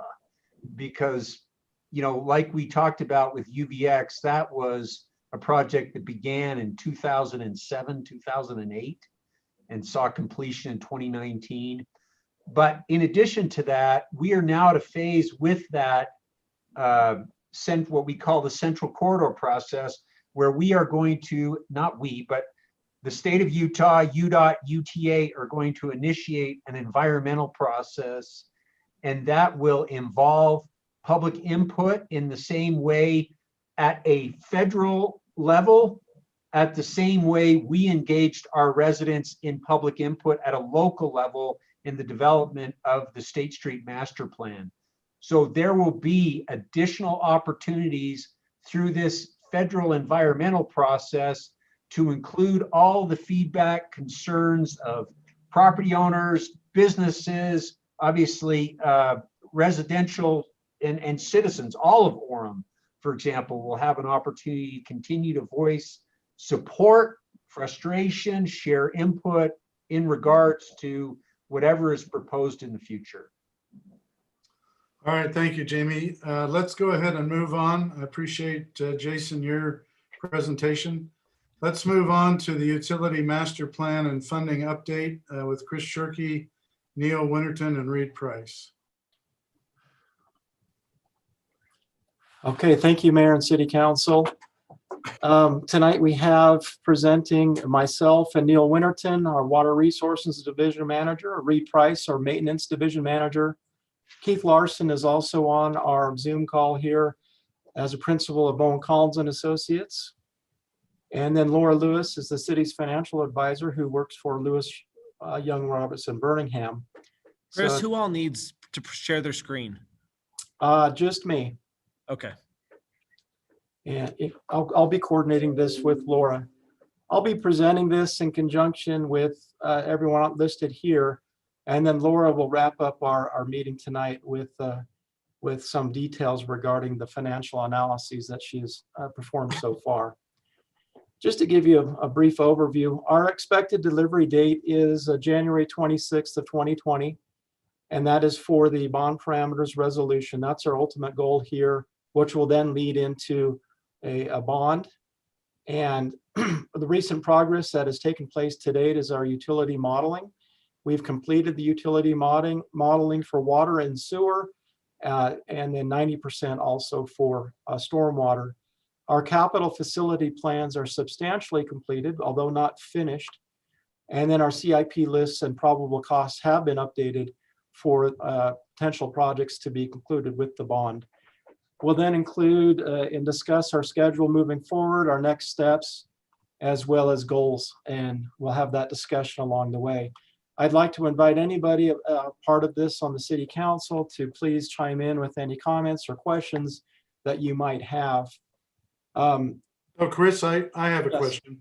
please. So if in fact we follow and move forward with the bonding idea rather than pay as you go, is there any way you could make up a chart and show us the difference between what that costs our customers, the residents, going one direction versus going the other, and also how we meet the goal that we need to be at to have the money facilitated for construction? We will definitely have that presentation, not for you tonight, but we will have. No, that's fine. I'm just saying in Right. January or February, Yes. when you get to that point. We've already taken a stab at it and looked at that. We don't have anything finalized to present to you tonight, but we are headed on that path, and we will share with you what that means, not only to accomplishing these projects, which are needed for the city and citizens of Orem, but also what effects that will have on our rates and our and other aspects of our utilities that need to be considered. So, Chris, that's great. One thing I wanted to bring up and have everyone remember, American Fork's rates for water are double what Orem's are. And I've spent time speaking with past mayors in American Fork. And part of the problem was nobody was updating their master plans. Nobody was investing in the infrastructure, and everybody was using what they had. And then it's gotten to the point that infrastructure is failing. So where they might have spent $1 10 years ago or 15 years ago, now they're having to spend $6 to get the same work done. And that's why I'm pleased with what Jamie and Chris and everybody has done in our staff in working on master plans and staying ahead and planning for the future. thank you, Mayor. I think you'll be pleasantly not surprised, but pleased with what we're presenting here tonight. Not only do we have a very good plan and engineering model and plan in place, we are refining that, we're fine tuning that. We've incorporated also impact fees, and we will be updating those in conjunction with this master plan.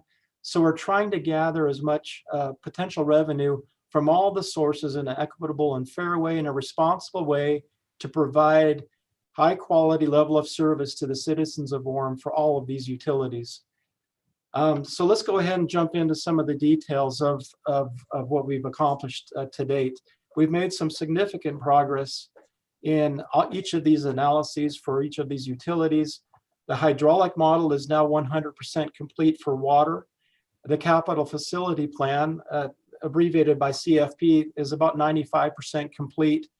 What goes behind or into that is the engineering analyses and discussions with the engineers at Bowen Collins, in addition with our city engineers here on staff in Public Works and in Development Services.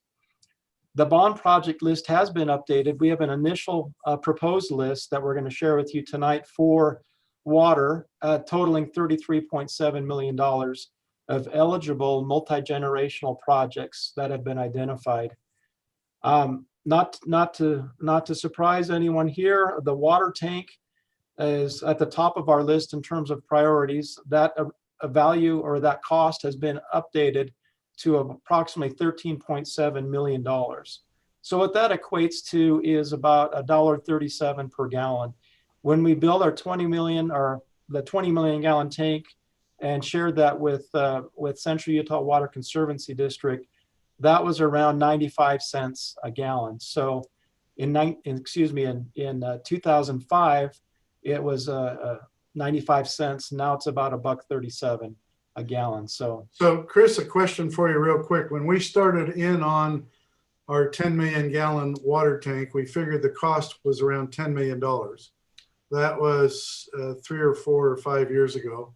Now you're saying the cost is about 13 million.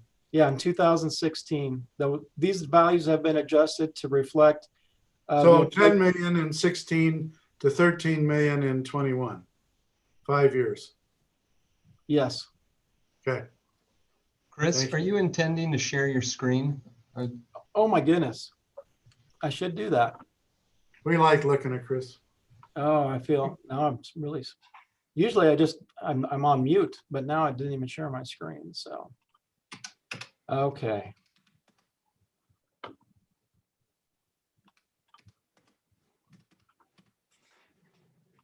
All right, can everyone see the slide? Yes. Very good, thank you, Keith.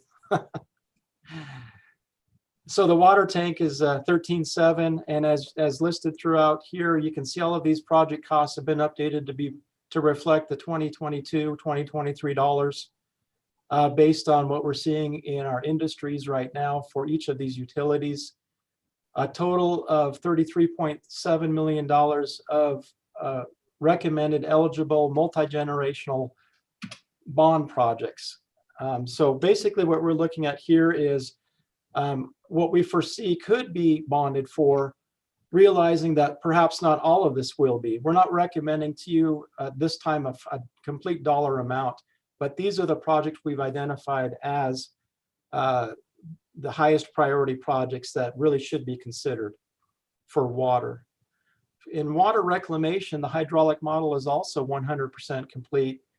Capital facility plan is about 90% complete, which does entail all of the engineering analyses and discussions and updates for costs and so on and so forth. We're looking at $13.2 million of potential eligible multi-generational bond projects that are listed here. These are all listed in our past master plan, but they also have been updated to be reflective of the 2022 construction dollars. And last but not least, we have stormwater. That plan, stormwater has been lagging behind as anticipated as a result of a substantial amount of work and data collection and evaluation of the West Union Canal project in terms of projects that will be associated with the abandonment of the West Union Canal Company. we convey a significant amount of stormwater in that system. And that is one step closer today to being entirely abandoned. So we've had field trips and multiple meetings to discuss plans to get out of that system 100%. This project is, or excuse me, the bond project list is complete now, the initial project list. It has a lesser level of detail as a result of all of the work that we're looking at accomplishing. But that total project list is around $15.9 million. The substantial component is the West Union Canal Abandonment Project list of $13.2 million, and Taylor Drain projects at about $2.7 million is what we're guesstimating at this time. These numbers will continue to be refined over the next 3 weeks, and they will be completed before our next presentation that will take place on January 12th with the City Council work session. So as we've been evaluating all of these projects, we've been considering, we have a substantial amount of cash in each of these accounts. How much of that should we be spending towards these projects today? Are there some that we should target for the bond? So projects are going to last 50, 75, even 100 years perhaps, with proper operating and maintenance policies and procedures in place. So Laura has presented to us significantly lower rates than what we've seen in the recent past in terms of bond rates. We're also looking at hedging these construction costs that, Mayor, that you quickly pointed out at the beginning, with our tank construction costs going up from 10 to 13.3 million, I think is what it was. 0.7. 20, okay, thank you. And then, so how much is the right amount? How do we dial this in? What we have to look at are these utility pro formas. So we've asked Laura Lewis to evaluate and present tonight a pro forma based on a set of scenarios and assumptions. And we have to evaluate, historically we've used revenues that are based on rates, 100% or nearly 100%. And now we're looking at shifting that focus to having a bond revenue stream come forth. With that, though, we also have an equal and opposite effect with your expenses when we're evaluating everything from operational costs, maintenance, repair, and replacement of our utilities, and then the associated debt and the debt service levels that'll come forth. We need to maintain a net revenue that's available for these utilities so that we can ensure that we provide the high level of service for long-term utility maintenance in each of these 3 utilities. So the next steps we have before you prior to our January 12th meeting is we will be working very closely now with the internal staff here at the city and Bowen Collins and Associates, and finalizing these numbers and lists, which are substantially complete. We will also have updated utility pro formas on a utility basis. We'll be working with Laura and her staff, Nate and Fred. And specifically on utility rates, we fully anticipate that rates will be adjusted, and specifically that water will be adjusted downward for the rates to have a net positive effect on the community as we spread this debt and have some relief. We'll then be preparing a bond parameters resolution and making that presentation to you on January 12th with Lewis Young Robertson Birmingham. These are the highlights or the milestones that, if you will, for upcoming calendar events. Today is the 8th. On the 18th, we'll have our completed list of projects with our completed and updated probable costs. The bond parameters presentation will be presented to you on January 12th. And then, as noted earlier, our key milestone here is January 26th, 21. Bond parameters resolution. After that point, we'll need to have a public hearing that'll take place in February. We've targeted February 23rd for that date. Everything I presented to you right now is very specific to the utilities. Laura will now present on rates, unless there are any questions or anything to bring up right now. Any comments regarding what I presented thus far? And Chris, I would say I would speak more about the bonds than the rates specifically at this Oh, juncture. sorry, the bonds. Right. Go ahead, Laura. Okay. Laura, can you see that screen okay? I can. That's great. Thank you.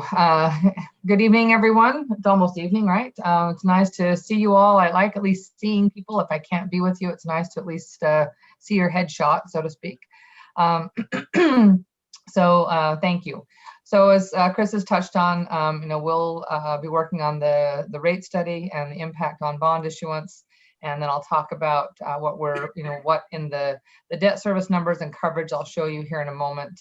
They're very, very conservative. So next slide.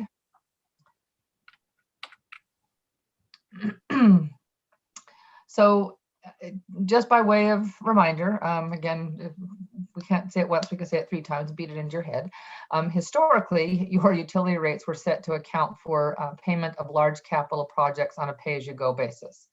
And as such, that's what's allowed you to, amass quite a bit of money in your various utility funds to help to pay for those. But as we discussed several weeks ago, you can't save enough fast enough, given the current interest earning environment, to keep up with construction inflation. So it's nice you have these great fund balances, but it does make sense to look to bond for some of those large, long, useful life projects. Interest rates aren't at the historical low, but they're very, very close. I'll show you a chart here in a moment, a graph that just indicates they're still going down. Who knows what the future will hold, but I don't see in the immediate future, I don't see a lot of upward pressure on rates. As we're looking at the rates and your fund balances, a couple of things that you need to be aware of that we'll be talking about in further detail when we talk about the rates, and could use some guidance, philosophically from you as a mayor and council. We have to be very careful to maintain reasonable cash balances. Whenever cash balances get large, and if you have citizens who look at your budget, they go like, oh, you should get rid of all that cash and lower my rates, and there's some truth to that, because you do have some very healthy cash balances, but we can't take them to zero, and hopefully they, certainly you, will understand why we can't take them to zero.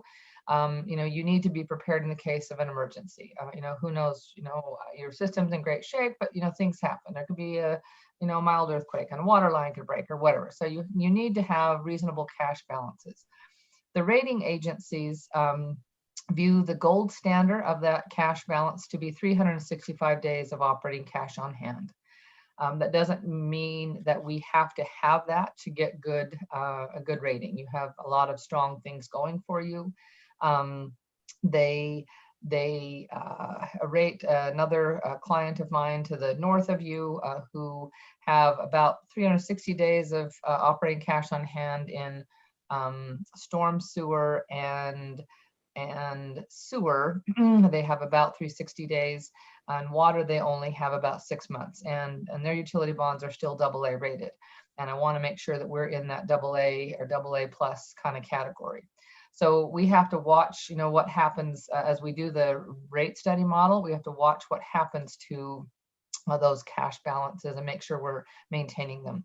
We also have to make sure that we have, well, I've said here, good to excellent debt service coverage. The bonds that you have outstanding, I think, call for 1 1/4 as a minimum coverage. I prefer not to be at that minimum. You are currently well above that. And again, as we change the rate structure and revenues decrease, we just want to make sure that we keep you well above it. Not as high as you are now, but we keep you well above it.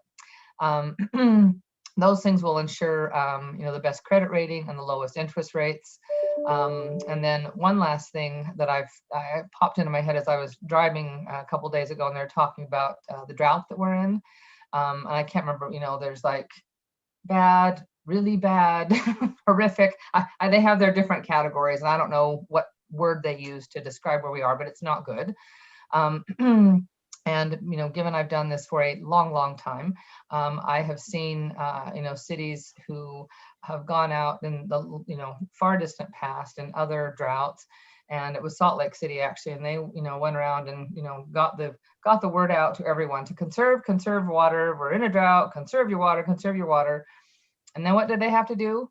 They had to raise rates because their revenues went down because their usage dropped.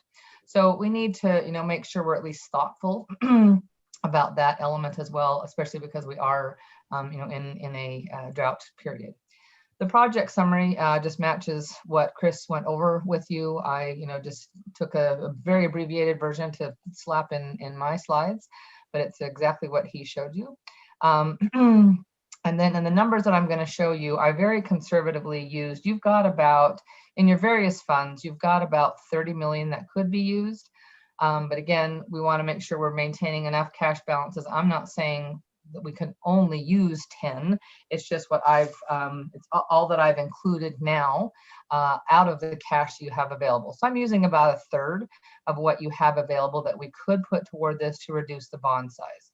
So keep that in mind as you see the numbers I will show you here in a moment, that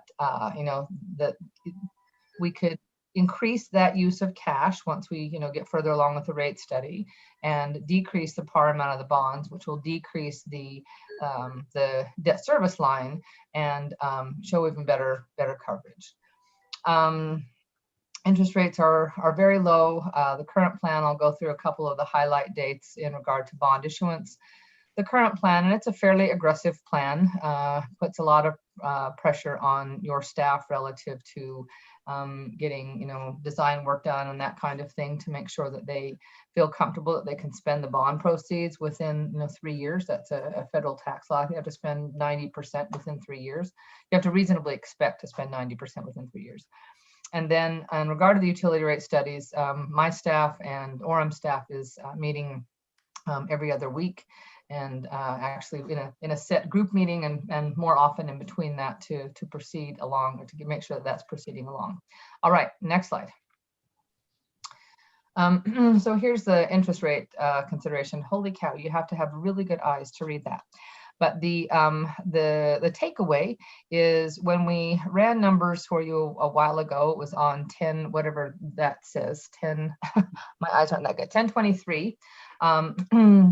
And we updated those today. Interest rates, as you see, have gone down, even from those really low rates, they've gone down further.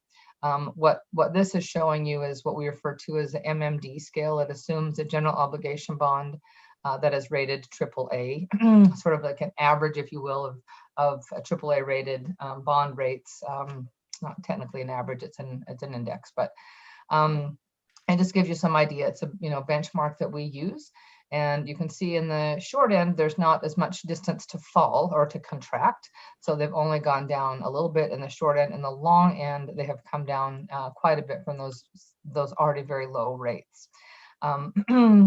So as you can see here, again, the discussion we had before of, if construction inflation stayed where it was the last time we talked, it only means if we were in the market today issuing bonds that it even becomes more compelling because these rates are so low. All right, next slide. Wow. Again, very small, sorry about that. Maybe I can make it larger on my end so I can at least read it. Or not. Okay, I'll just squint. You'll have to see my face really close up, so sorry about that. Okay, so the debt service, if you'll go down to that next to last line where there are numbers, the debt service that we're projecting on $53 million in bonds, and again, that is picking up all of the projects that Chris listed, less only $10 million of your fund balance. So we could make this even lower. So if you look at that debt service, it's about, 2 million. Starts out, what is here? Oh, because I've got the added, okay. So once we issue these bonds, the new debt service is about 2.9 million. It's the third line up above that total debt service. That's what I was struggling with for a moment. So the new debt service would be about 2.9 million. to amortize your $53 million in debt that I'm estimating at the moment, again, likely to go down. The interest cost actually is below 2%, just barely, but it is below 2%. So when we add that in to your existing debt, you can see that your coverage is well above. Once you know that debt is on in spades, your debt service coverage is still roughly above 3.5 times. There's only 1 year that it's below 3.5. If we can go to the rating agencies and show 2 times, that's phenomenal. Again, our minimum is 1.25, but it's always nice to show them more than that. And again, this is only using 10 of the roughly 30 million that you have available. So while the rate study is not complete, there's a lot of heavy lifting that has to go on between now and when that's completed. My colleague Fred Philpott, who many of you know, is leading that charge. While it's not complete, it is very reasonable to assume, given this coverage, that we ought to be able to, lower water rates. I'm not sure about the other rates, but I think, again, this sort of argues in a short summary way that you certainly have enough revenues to pay your debt and then some. I don't know, what that looks like sort of by utility, if you will. But, so some, it may just mean that we're not going to do increases or not as high of increases. And others, I'm expecting that we'll be able to actually lower those payments. All right, next slide. Laura, can I mention something as well? Of course. Okay, you suggested that you use the $10 million of the 31 million that's available on the books right now in each of these utilities. Yes. If we were to increase that amount, then the par amount on the bond would actually drop. Yes, the par amount drops and the payments drop. And our debt service increases, our coverage increases then as well. That is correct. Okay. Again, that's with revenues as we're projecting sort of how things are today. The expectation is that as we, refine that model, that you'll see the revenue line drop, and therefore the coverage will drop. But that's kind of the goal here, if you will. And let me just say how fortunate you are. It is not uncommon. I would say in every instance, but for Orem, it usually when we're talking about water rate studies related to water rate bonds, it's coming with a water rate increase. So, the fact that you have your rates set in order to, try to do those projects as pay as you go, and you have the balance as you do, has you in a very good position right now. So, all right. So some key dates, if we, charge ahead at our, speedy way that we're thinking in order to get the bonds done as quickly as possible to try to take advantage of these low rates. And one nice thing is that we'll have the flexibility that if the rates aren't where we like them because of some interesting political event, who knows what that might be, right? If interest rates aren't where we want them and there's sort of a blip in the market, we can always back off and sit tight and price another time. We're currently contemplating and key dates for you is there's a much larger, more detailed calendar with some of the key dates here for you to be aware of. Is that we would have a work session on the 12th to discuss the bond transaction and specificity relative to how much money you're going to be putting toward it and whatnot. And then we would have you prepared to consider the what we call the super parameters resolution on January 26th. That sets a maximum par amount, maximum rate, sets a pricing committee, made up of city officials, excuse me. Then we would have a review. We had understood the review of the utility rate to take place in a work session in February.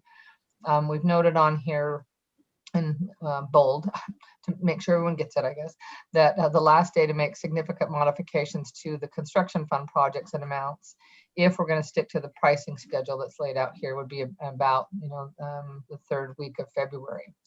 You will have to hold a public hearing on the bonds, with them being all new money bonds. You'll have to hold a public hearing.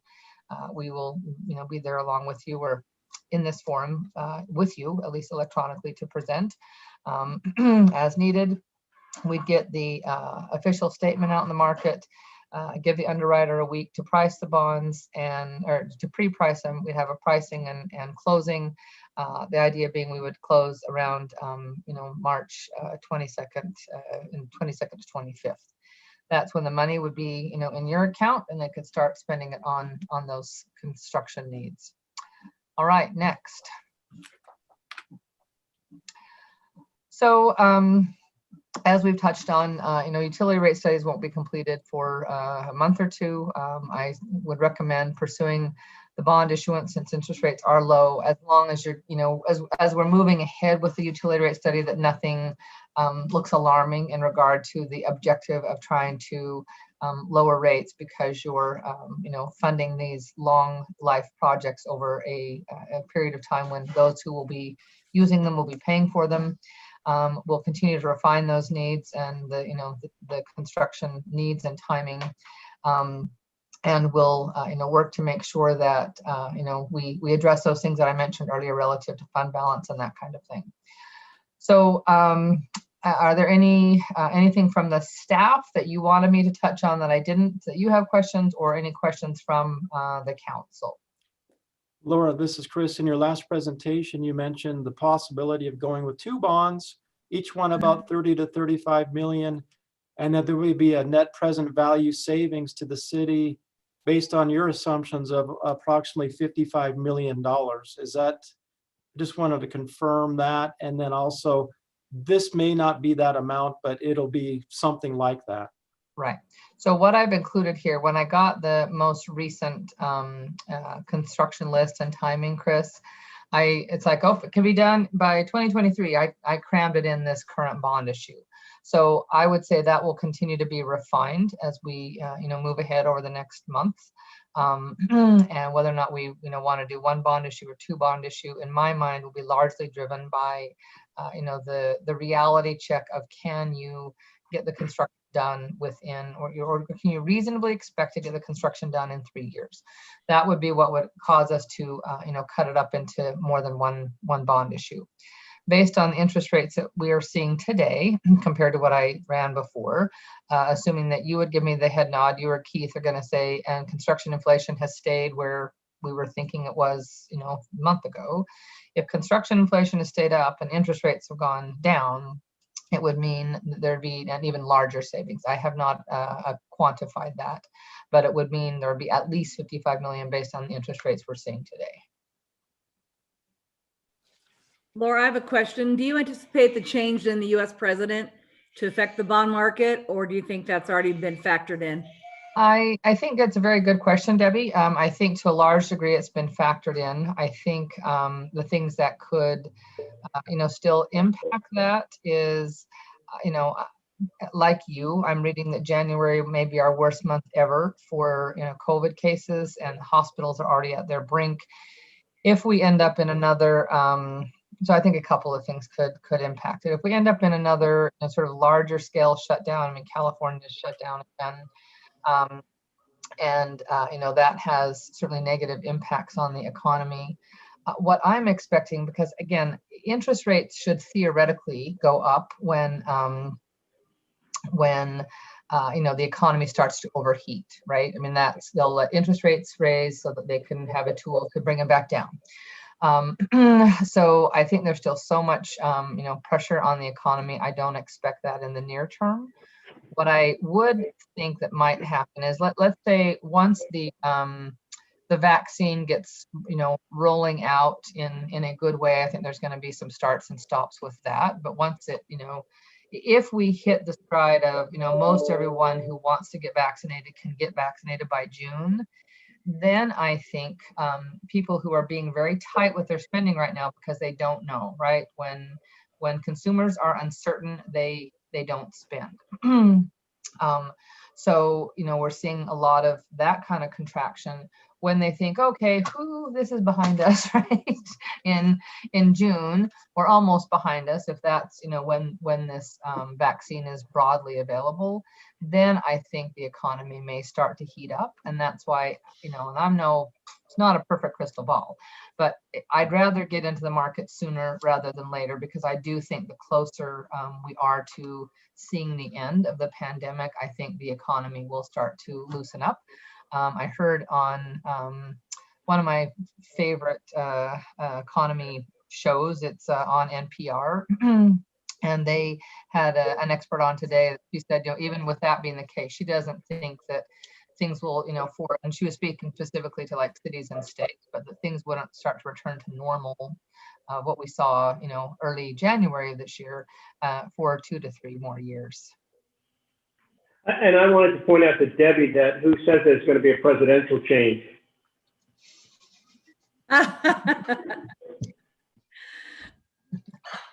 I'm going to go with no comment on that. All right. Is that it for you, Laura? Yes, sir, unless there are other questions. There's no other questions. Thank you for your presentation. That was excellent, as always. Chris, anything more from you? Just one last parting remark, and that is the ability for us to absorb this and to actually handle this. If we were to do the $63 million in bonds, of course, that would accelerate construction quite dramatically. We have to spend this 80% of this revenue within 3 years.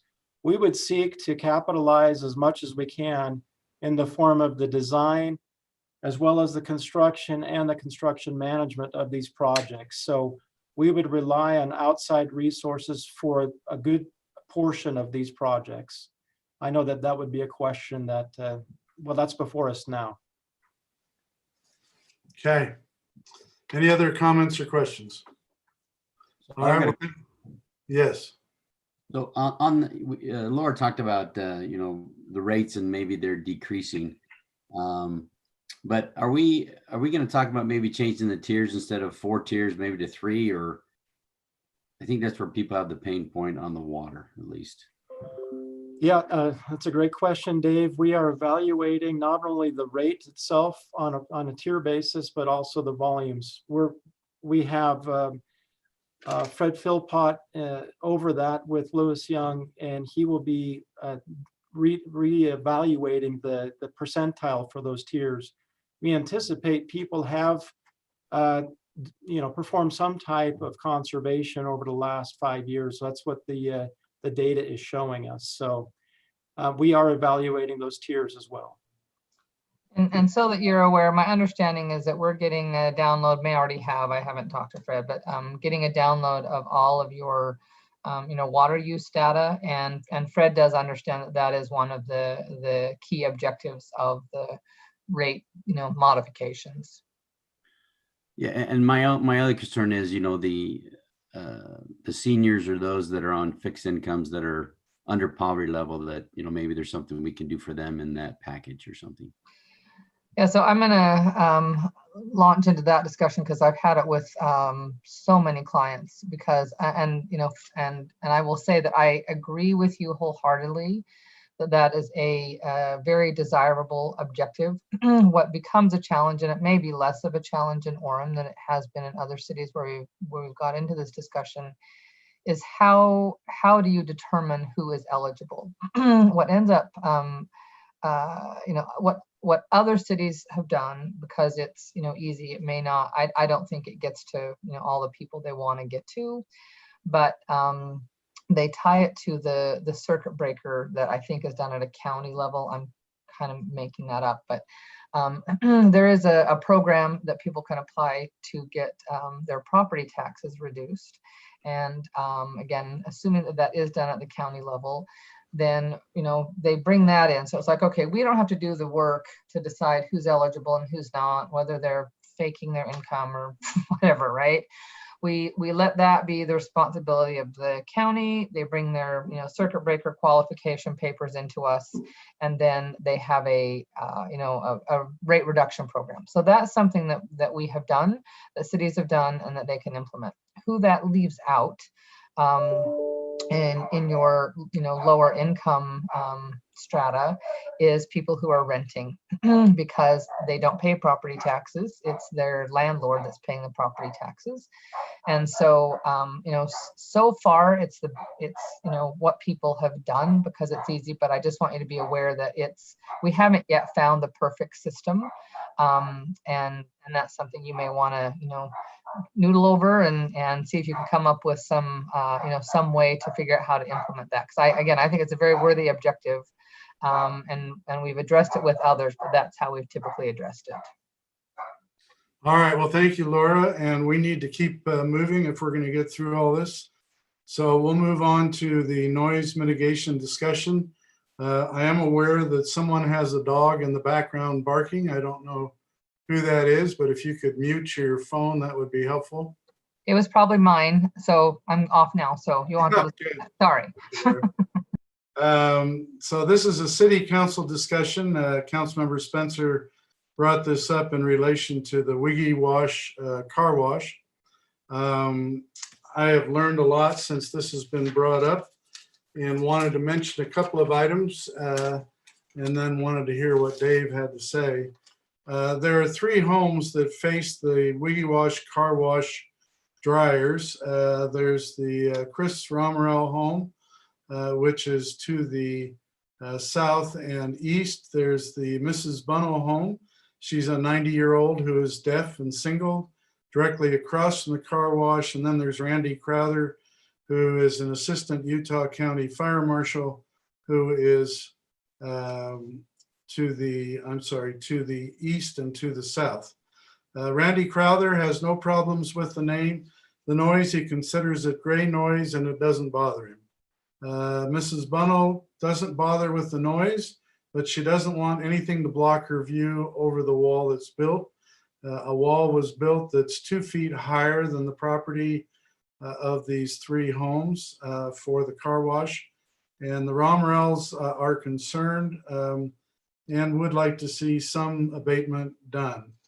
To fix it, I've talked with Acusta Block, which is a firm out of Tampa, Florida, that specializes in sound absorption panels for car washes, together with a lot of other products.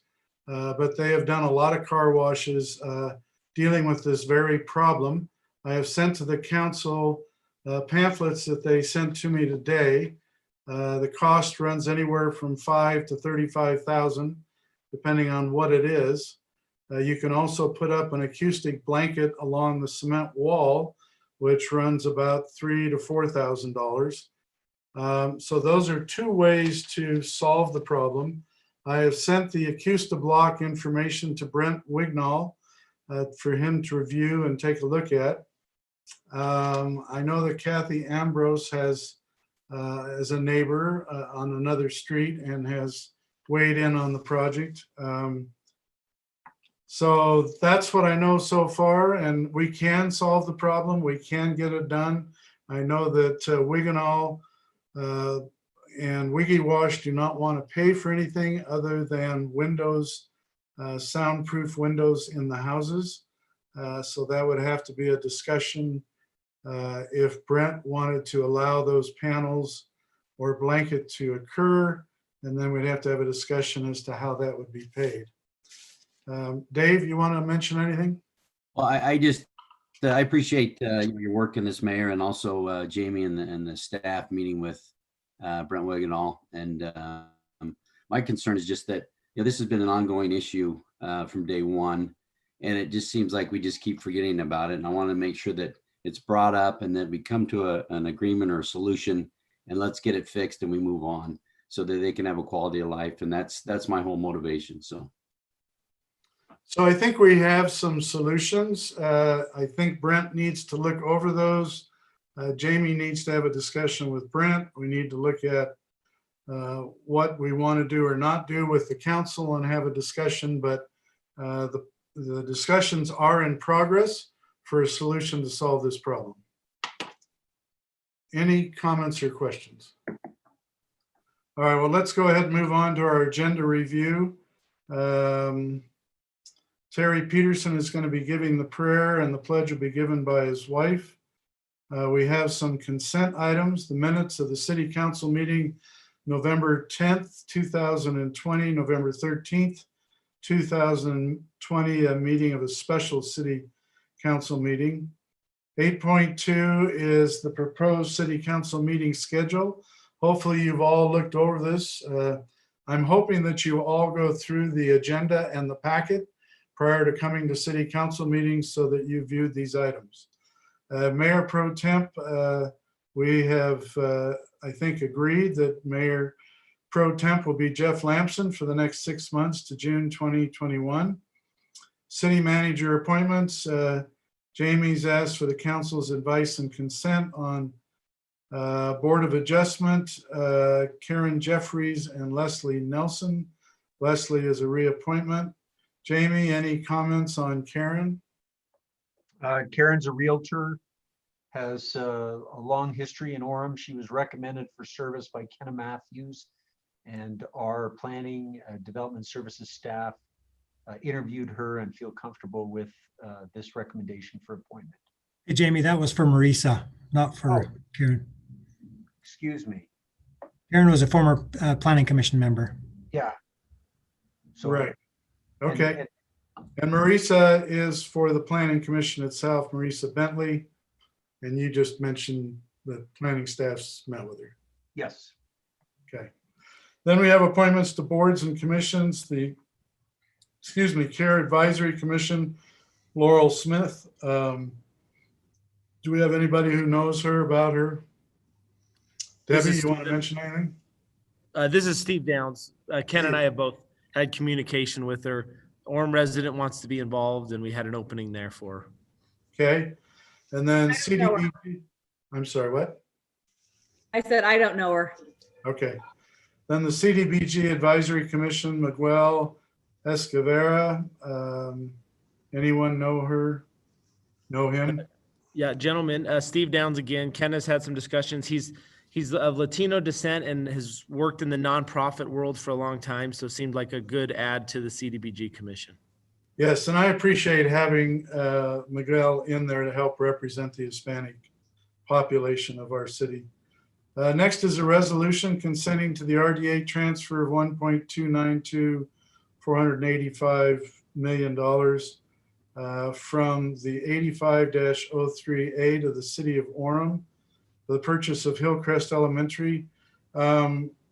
Jamie, can you tell me which project the 85-03A is? This is the property that is that Hillcrest Elementary is found in. Okay. So the purpose of this resolution is the city council needs to provide consent for action that is made in the redevelopment agency. So you actually serve as both the city council and the RDA. Is an RDA later in the evening. So yes, so this fulfills one of the requirements of the process to help facilitate purchase of the Hillcrest property. Okay. The next is a resolution supporting the preservation of Bridalveil Falls, putting an easement over it where it cannot be developed. Hopefully everyone's read that. After the city council, if we approve it, will be given straight over to Commissioner Ains this evening. The county commission is meeting tomorrow morning, and we want our resolution to express our thoughts on that. Scheduled, let me just ask, is everyone comfortable with the consent items at this point? Yes. Okay. Absolutely. Say what? Okay. So then our scheduled items, the first one is a fiscal year 2019-20 audit presented by Brandon and Ron. Mayor? Yes. Can you hear? You can hear me? Great. This is Brandon. Ron has another city council meeting, so we may have to push that to later in the meeting. Okay. But he will, he's going to text me at the time, if depending on where he's sitting in relation to that other meeting. Keep me informed. You bet. Mayor, if I may, how long has this firm been our auditors? This is their 6th year. So Do we they get have one, they have one more year. And do we get bids from the two Orem CPA-based firms? We do every time, yes. We do, and we've used them in the past as well. A long time ago. Yes. Okay, the next one is a public hearing amending the current fiscal year 2020-2021 budget. Brandon, anything you want to mention? Nope, I'm good to go there. Okay. Next is a public hearing on an ordinance amending 22-6-9G Commercial Daycare Services, Section 22-6-9H Private Schools of the Orem City Code and Appendix A by amending Standard Land Use 6813 private primary and secondary schools pertaining to commercial daycare services and private schools in a residential zone. Jason, anything you care to mention? Just that it's a proactive approach to take it out of as a conditional use and just add a parking requirement for future projects that come in. Yeah, the current ones would be, what do you call it? Non-complying, but okay, forgive me the terminology. Yeah, they'd be grandfathered at the status they have right now. The next one is a public hearing amending Article 22-6-9I accessory apartments of the Orem City Code to clarify language in the accessory apartment ordinance. I read that. Jason, anything you want to mention? No, it just it clarifies the language to kind of comply with state law as far as how we are explicitly explaining what we mean. Yes. Oh. Next, we have a resolution approving a conditional use permit for an accessory structure, basketball court and garage located at 1391 South, 1140 East in the PD 18 zone. Jason, any comments there? It's larger than the 1,000 square feet, which does require a conditional use, but they do meet all the requirements. Okay. Terry, is this one you chatted about a couple of weeks ago, Terry? Do you know? You're muted. No, this is a different one. Okay, going on, we have a continued item, which is an ordinance amending 22-5-3A and the zoning map of the city of Orem by changing the zoning of approximately 2.16 acres from the OS 5 zone to the C2 zone at approximately 2000 South Geneva Road. Jason, anything you want to mention and in relationship to the continuance and to what we're doing tonight? So they did supply a development agreement, which has 5 main components, which I can explain either now or in the meeting, but they do, I think, detail the things that we discussed last meeting. That's fine. Let's wait for the meeting. Okay. The next one is a resolution ratifying the real estate donation agreement between IHC Health Service Inc. and the city of Orem. Jamie, do you want to mention that? Yes, Mayor, this is just the negotiated agreement that we have reached with Intermountain Healthcare for property that is due west of Orem Community Hospital. It includes provisions in the agreement to, or at least an easement for the trail that runs around the circumference of the property, that we will continue to maintain that trail system. It allows for Intermountain Healthcare to place a marker on the property recognizing the donation. And there is a reversion clause in the agreement that notes that in the event we do not use this property for recreation or open space, that the property would revert back to Intermountain Healthcare. So is the monument a monolith or is it something else? Actually, there's a specific definition included in the agreement, but it potentially could be, yes, a monolith. Okay. All right. We then we adjourn our meeting and go into a meeting of the Orem Redevelopment Agency. We approve the RDA meeting minutes of June 16th, 2020. We then pass or consider a resolution authorizing the transfer of $1,292,485 from the RDA project 85-038 to the city of Orem to assist with the purchase of the Hillcrest Elementary property. Anything you care to mention, Jamie? Just that this is required because the RDA is not purchasing the property, but the city of Orem is purchasing the property. And so that transfer and that recognition of transfer needs to take place in order to facilitate the purchase. Okay, thank you. Let's go back and give Councilmember McDonald some time to report on his areas of responsibility in the city. Thank you, Mayor. Like many of you, I am suffering with Zoom overload with most of these. Our youth council has not been meeting at all. And then we have the Heritage that has pulled off a wonderful veterans program with great speakers, great singers. The mayor did a great job conducting that.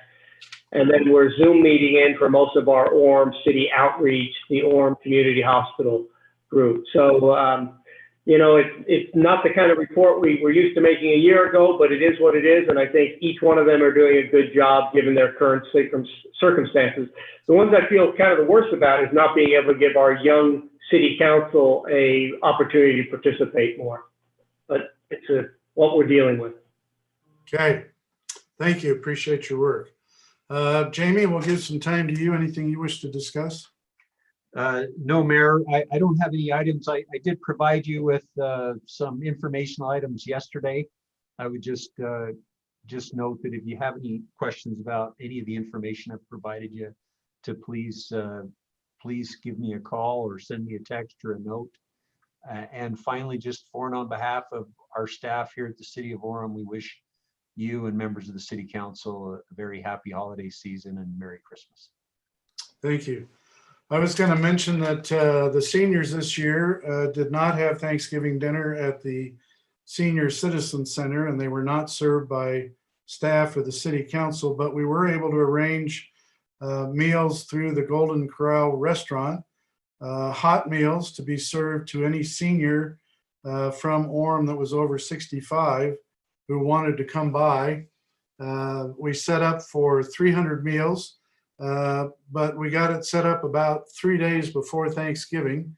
So it's not a lot of time to notify everybody, but we did have quite a few come by. They were very appreciative. Golden Corral did a great job on the meals. They provided the meals for $5 each for each senior, which included, you know, dressing, mashed potatoes, lots of turkey, cranberry sauce, rolls, cookies, you name it. It was a great meal, and I appreciate Terry Peterson coming by, and I stayed there the whole time handing meals out, but he came by to help, and we had about 100 meals left, and so he took them and divided them out throughout his stake, I believe, you can correct me, Terry, to those homes that could use them, and was able to distribute all 100 of them. So not only the state, Mayor, but throughout the city. And we stopped some off to the police department, and they were thrilled to have it, and they were giving it to people that they'd see on the street. So it worked out really well. Great. And it's my understanding the Senior Citizen Center is going to do this again for Christmas and make sure everyone is notified so that all of the seniors who normally get a Christmas dinner will be able to come by and get it. And many of the seniors are very appreciative. If there's nothing else, let's go ahead and break, and then we'll start back up at 6 o'clock.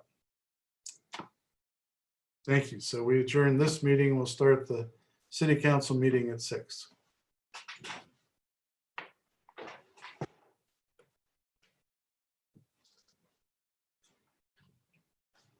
My PLC went off again.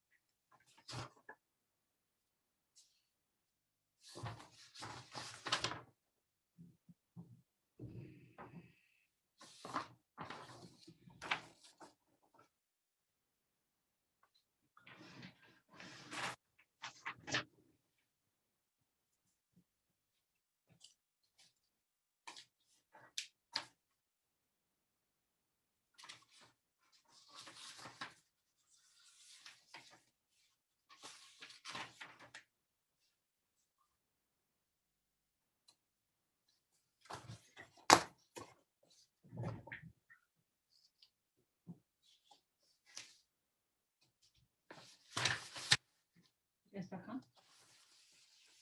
Not yet. Getting close though. To go to lunch today, but nobody.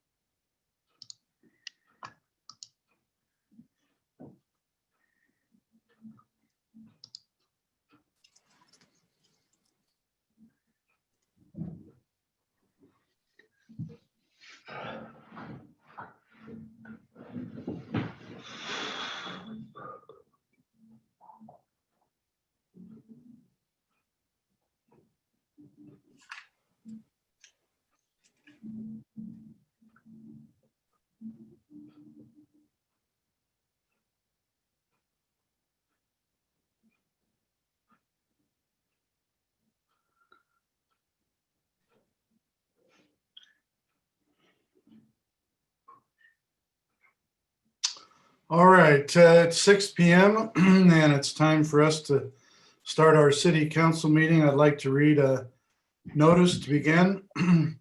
Pursuant to Mayor Richard F. Brunt's proclamation dated November 30th, 2020, the Orem City Council meeting on December the 8th, 2020 will be an all electronic meeting. There will be no anchor location for the meeting. The city cannot ensure the recommended minimum of 6 feet of social distancing for meeting participants at the usual anchor location in the Orem City Council chambers.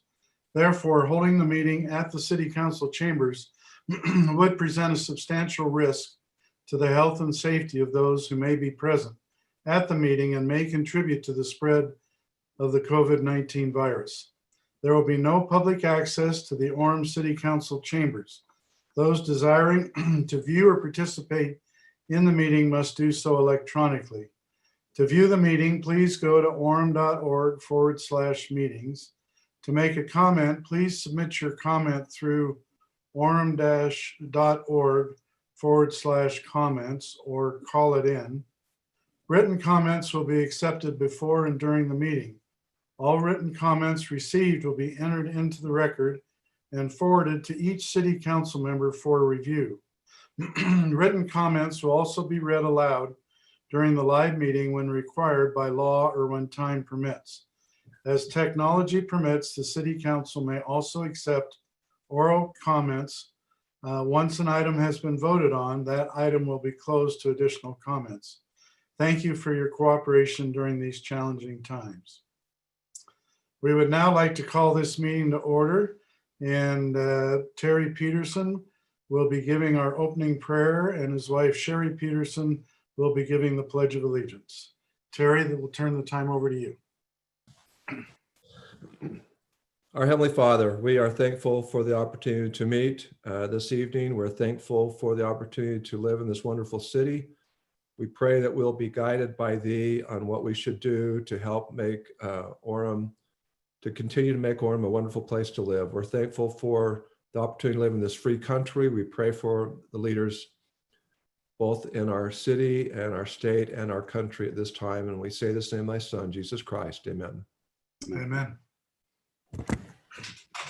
Please join me in the Pledge of Allegiance. I pledge allegiance to the flag of the United States of America and to the republic for which it stands, one nation, under God, indivisible, with liberty and justice for all.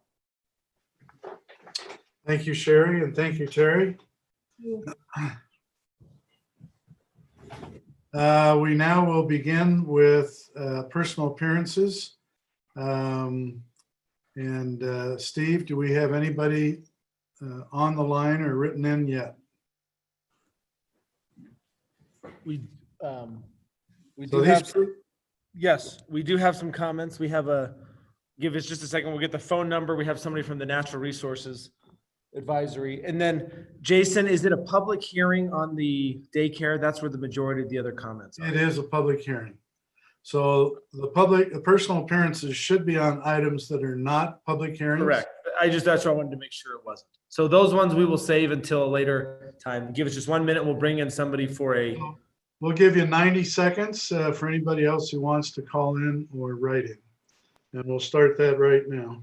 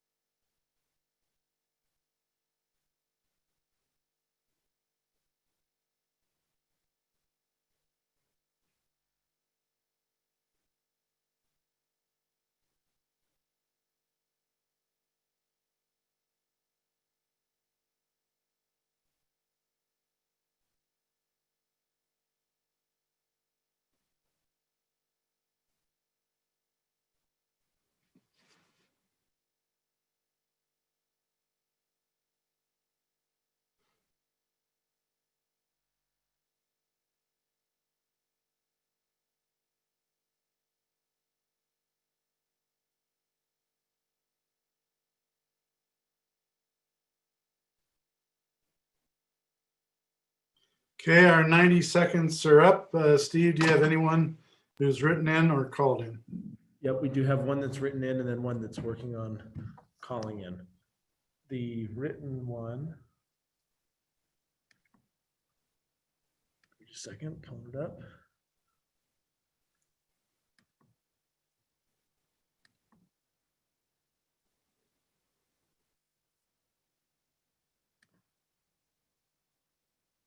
Okay, this is a comment from, repeat the name on this one, Chris Romrell.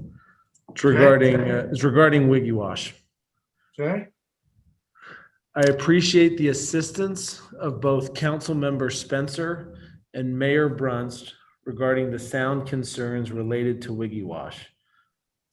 As a property owner in the adjacent property, I am very concerned about the sound levels and impact is having on my property use and value. I continue to remain hopeful that we can come to an acceptable solution and that the city will also take steps to adjust city code to ensure we have proper prevention and accountability for enforcement.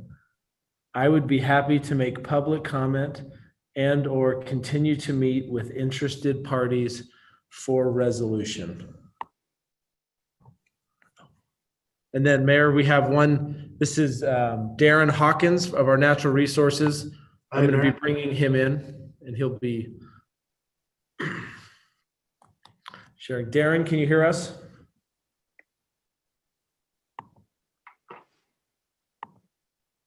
Darren, can you hear us okay? Yes, I can hear you. Can you hear me? Yep, we can hear you, and we will, I know you can't see our screen, but we'll give you 3 minutes to share your. Thank you so much. Thank you so much. Go ahead, Darren. Oh, start now? Yep. Okay, I'm hearing on the other line that they're just bringing me in. Yeah, we can all hear you just fine. You're in the Zoom call right now. Oh, okay. Hi. This is Darren Hawkins of the Orem Natural Resources Stewardship Committee. Thanks so much for giving me the opportunity to chat, to address the council. And I've talked to a lot of you recently, and I really appreciate your interest in our shared goals to preserve our natural resources and make Orem a better place for all of the citizens. I want to talk about the Bridal Veil Falls issue. We all agree, and by the way, my statement here is on behalf of the entire Natural Resources Stewardship Committee. We've all talked about this, and we all very much agree on this. We all agree, including all of you and many people in the community, that Bridal Veil Falls is a national treasure. An outing to Bridal Veil Falls with family and friends is a real highlight for many in Utah County and for lots of people here in Orem. We are concerned about the proposed development, including the tram and the helipad, and we're concerned that that would detract from the area's natural beauty and not enhance our community's enjoyment of this treasured place. This treasure is best experienced naturally, we believe, without tram cars, cable lines, and noise. It is best experienced personally and intimately, where families and friends gather to play and talk at the water's edge. My family and friends, we've certainly done that a lot. I'm sure you've had that experience too. Our nation's majestic public lands have always been open to all. We should keep them that way. We understand a conservation easement would help achieve the goal of preserving the falls as they currently exist. We strongly favor that proposal. Thanks for listening to us. Thank you, Darren. Appreciate you coming forward and speaking on behalf of you and the Natural Resources Committee. Thanks for the opportunity. You bet. Steve, do you have anybody else for personal appearance? None other for personal appearance, Mayor. Okay, let's go ahead and move on to our consent item of portion of our agenda. If anyone on the council wishes to move an item from the consent agenda over to the scheduled items agenda, please let me know. But we will go through these items now. First one is 8.1, approval of the meeting minutes of City Council meeting November 10th, 2020, and the minutes of the special City Council meeting November 13th, 2020. The next one is 8.2, the proposed City Council meeting schedule for 2021 shown in the packet. Item 8.3 is the appointment of Councilmember Jeff Lamson as the Mayor Pro Tem to serve from January through June 2021. And we thank Terry Peterson for having served previously. City managers appointments. The first one is on the Board of Adjustments.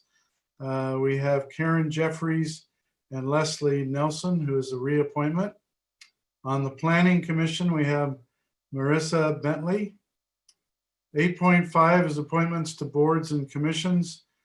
By the council, we have the Care Advisory Commission, an appointee of Laurel Smith, an appointee to the CDBG Advisory Commission of Miguel Escavera. 8.6 is a resolution consenting to the RDA's transfer of $1,292,485 from the redevelopment project area 8503A to the City of Orem for the purchase of the Hillcrest Elementary School property. The next one, 8.7, is support for the preservation of the Bridal Veil Falls. And that is it for our consent items. I move that we accept all the consent items as listed. Is there a second? Second. Okay, let's go ahead and take a vote if we could. Dave Spencer, Aye. Tom McDonald, Aye. Terry Peterson, Aye. Jeff Lamson, Aye. Debbie Larray, Aye. Brent Sumner, Aye. and the mayor. And I vote aye as well. So our consent items all pass. We will now move into our scheduled items. The first one is 9.1. This is a resolution for fiscal year 2019-2020 audit. And Brandon, is Ron here or do we need to wait? Ron is not here yet, so we'll probably just want to move that to the, Okay. yes, the end of the agenda. Okay, we will do that.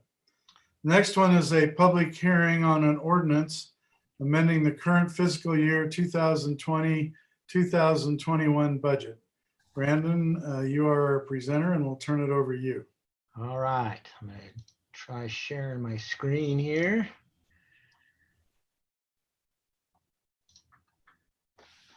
Can everybody see that? Budget amendments? Yes. Great. So as we have periodically done, we have some additional budget amendments that we need to take care of. Brandon, will you just zoom in on that a little bit just to make it bigger on the screen? How's that? Thank you. Perfect. You bet.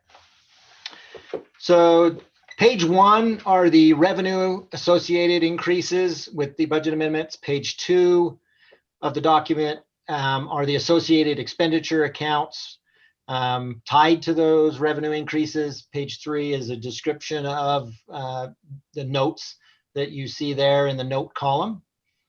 I'll just briefly touch on each element. All those items denoted with a 1 are various grants and or donations that the city has received, and we are adding those, and some of those awards are commitments to we've been awarded the grant, and so now we're able to now spend it.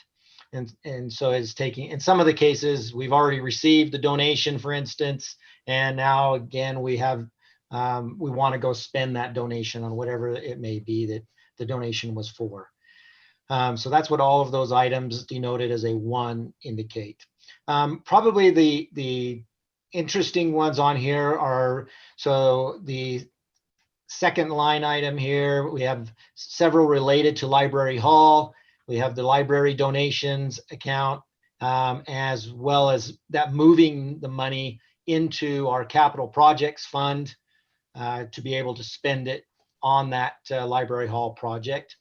This is the primarily, well, I think it almost all is related to donations received through the library specifically for the library hall. So this comes close to zeroing out those donations and using all of those funds towards the library hall project. Let's see.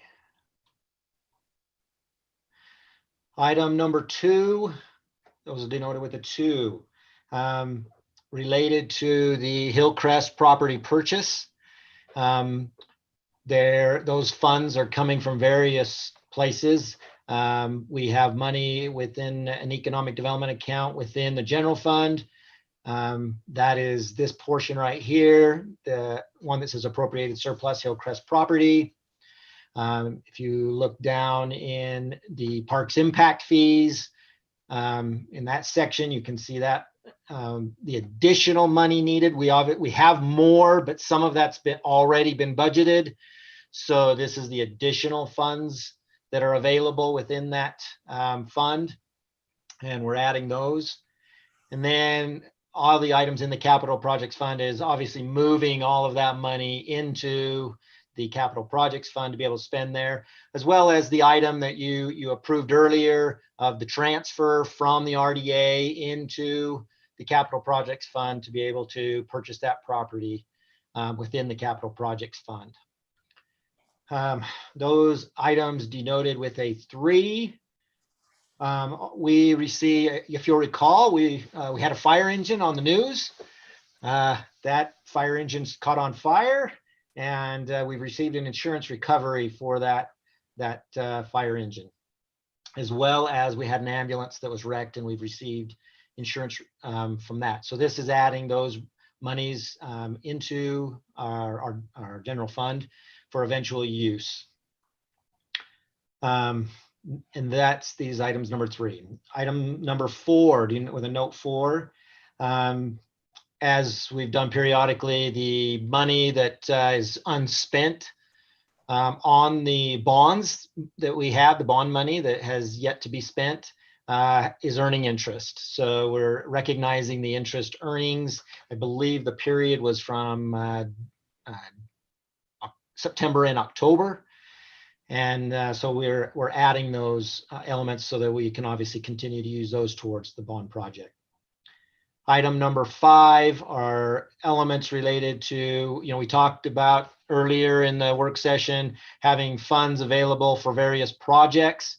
And item number 5 is using some of those surplus funds to be able to you do it for one of these projects, and it's using those surplus funds to be able to do that. And I believe it's the Carterville and Springwater lift stations is what those funds are going to be used towards. Those are all of the elements related to the budget amendments being proposed. Are there any questions in relation to any of those items?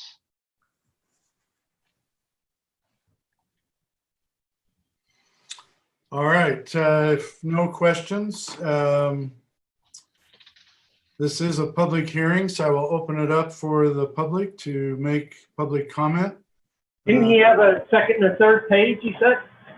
Yeah, I'm not going to run through it. So that was with the revenue page. You can link each one of the expenditure. This is the expenditure page.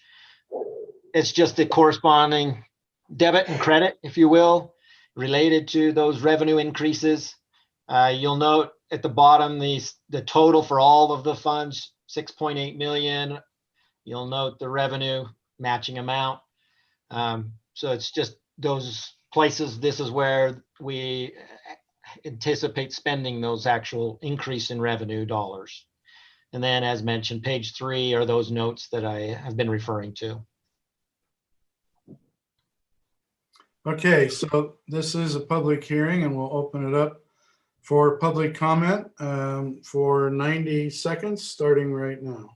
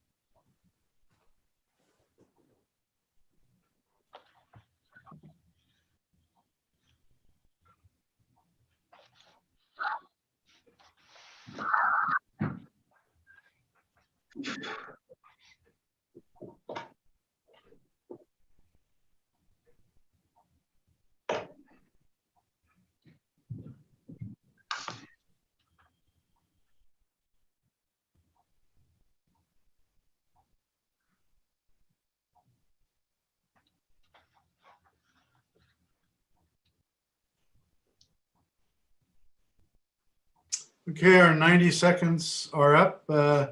Steve, have we had anyone call in or write in? None, Mayor.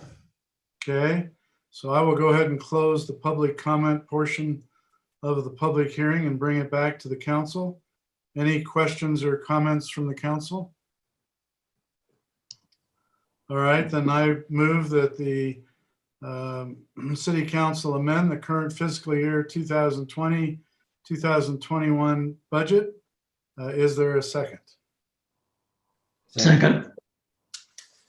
Okay, sounds like Brent Sumner second.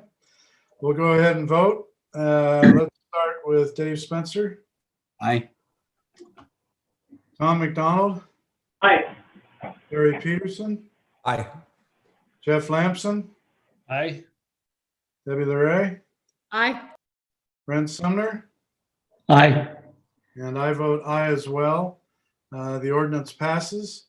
We'll move on to a public hearing, 9.3.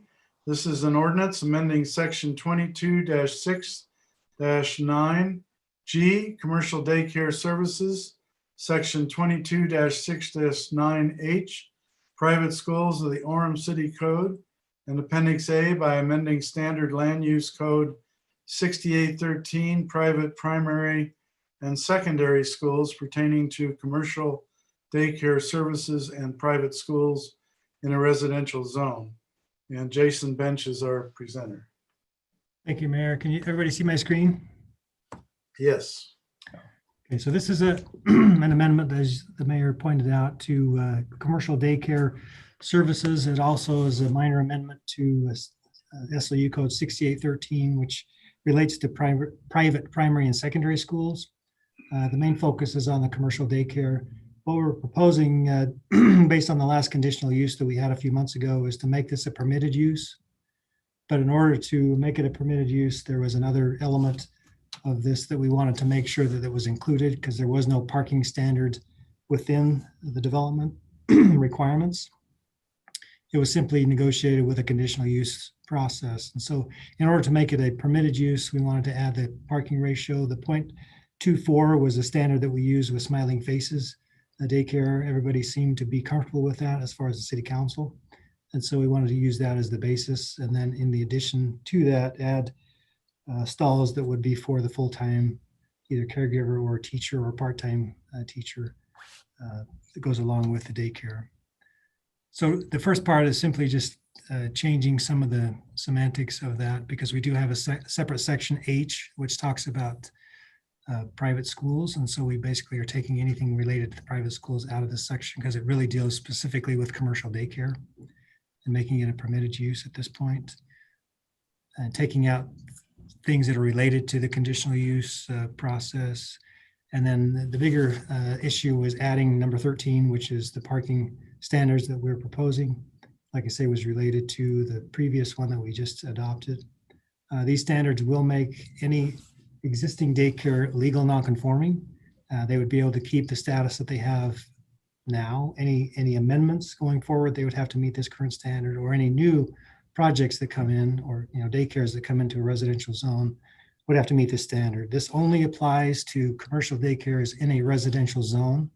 This does not apply to commercial daycares in a commercial zone. We have quite a few commercial daycares in the commercial zone, which this does not apply to. This is only for those that are in a commercial, or excuse me, in a residential zone adjacent to other uses, including single family dwellings. This SLU code relates specifically to private and primary schools, just adding that it refers back to 22.6H.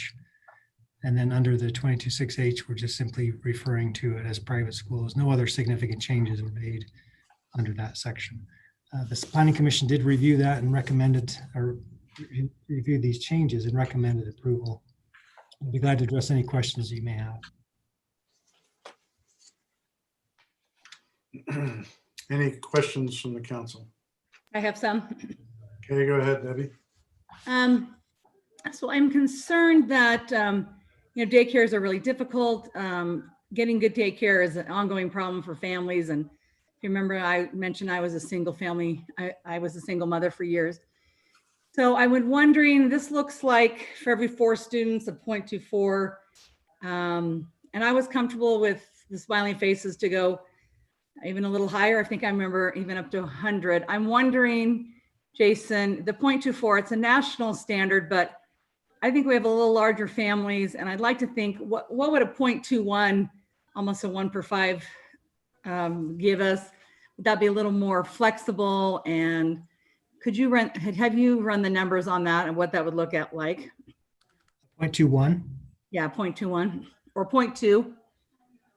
Yeah, well, in order to get, I think the question you had when we talked previously was if smiling faces wanted to get to 100, which is what we talked about, they would have to get to a 0.15 based on the parking. So it depends on the number of parking stalls that somebody can provide and the number of children that they want to have in the facility. So it really depends on how that would work. So is there some way to compromise and make that a little lower? The reason I say that is, if you remember correctly, I actually watched their operation and I watched how the parents came and I actually timed them both in the morning and in the evening and walking in. And I mean, the parking thing was only occupied for 1 to 2 minutes and then it was gone. So I guess I'd like to be a little more liberal, a little more sensitive to the needs of our daycares and the parents. I understand the concerns with the neighborhood and traffic, but I would just like to be business friendly and family friendly. So that's my 2 cents. Jason, a question. It seemed like when we considered this for the conditional use, a 0.20 gave the occupancy of 100 kids.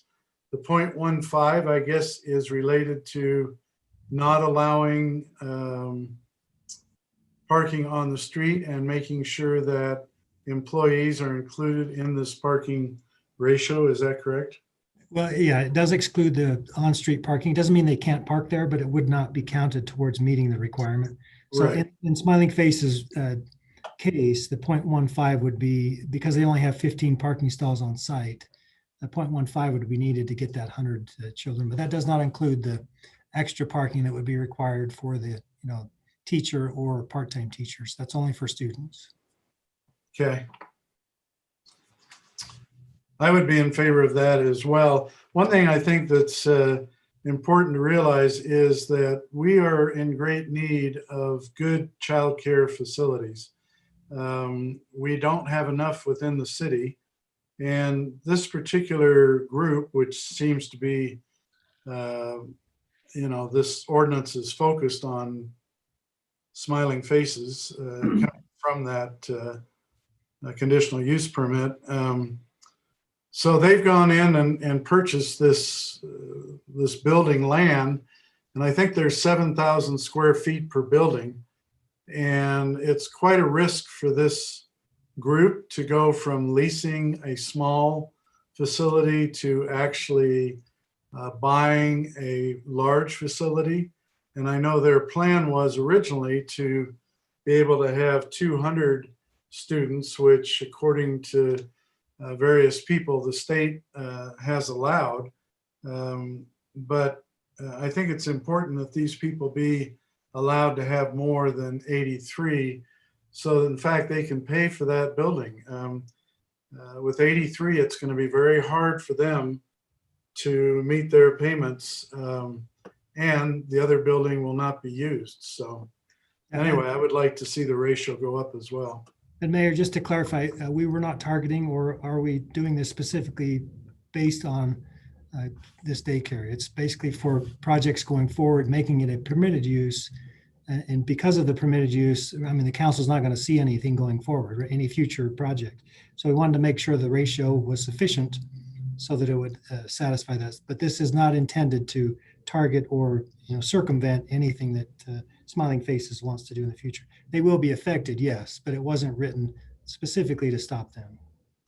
So I understand, but this really only affects according to you, 3 facilities in the city, and this came about, as you said, to make it a permitted use, changing it from the conditional use that Smiling Faces receives. So Right. they still have their conditional use that's grandfathered in, but the action on staff to look at this is to change that from a conditional to a permitted use for anything in the future.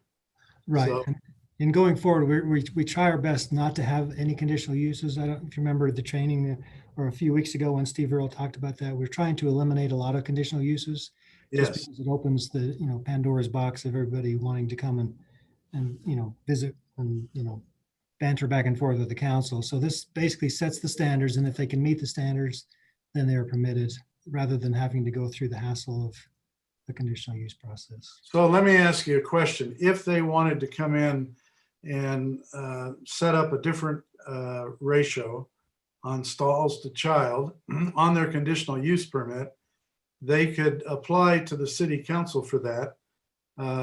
But if they were turned down, they would still be allowed their conditional use permit. The conditional use permit would not change. Is that correct? So this would basically make them legal nonconforming to the 83 or 84 students that they have. They would not be subject to the conditional use permit. They would be subject to this ordinance going forward. So they would be applicable or be able to. So they would be legal nonconforming. Legal what they have, and then they would have to comply going forward, yes. And if they wanted to change, they would have to petition the city and the council to do an amendment to the new code. Correct. To allow the parking stall child ratio to change. Yes, they would do like anyone that wanted to do an ordinance amendment.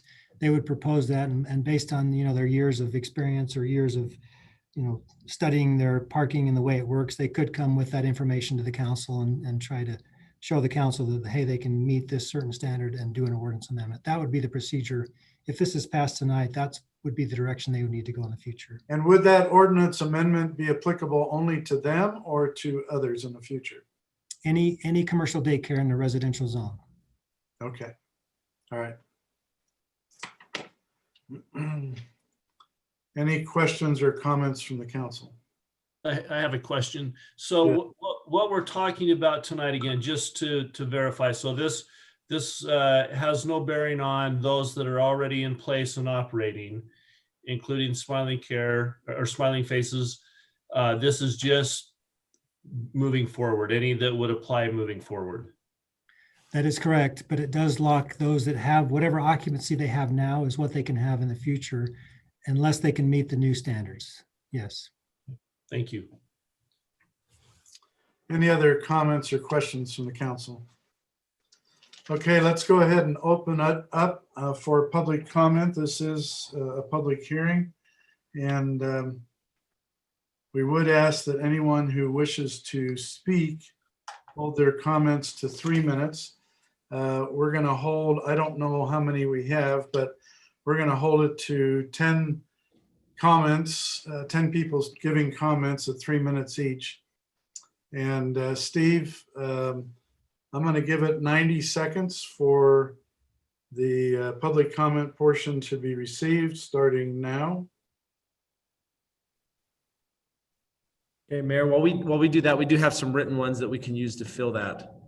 Okay, go ahead and read those. First one is Courtney Newman. Says, my name is Courtney Newman. My 2 kids go to this daycare. Not once have I ever taken more than 5 minutes to get them in or out of daycare. The restrictions being placed on Smiling Faces are ridiculous and discriminatory. The building is on Main Street and 400. It is not in a gated community or subdivision.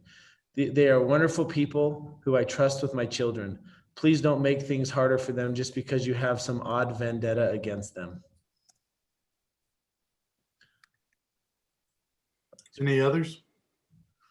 Mayor, we do have a call in. I'm going to let her in. Her name is Tara Bishop. Okay. Tara, go ahead. Tara, can you hear us?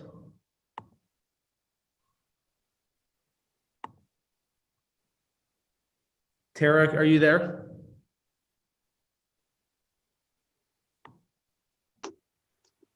Let's see. I think she just is still, she's muted.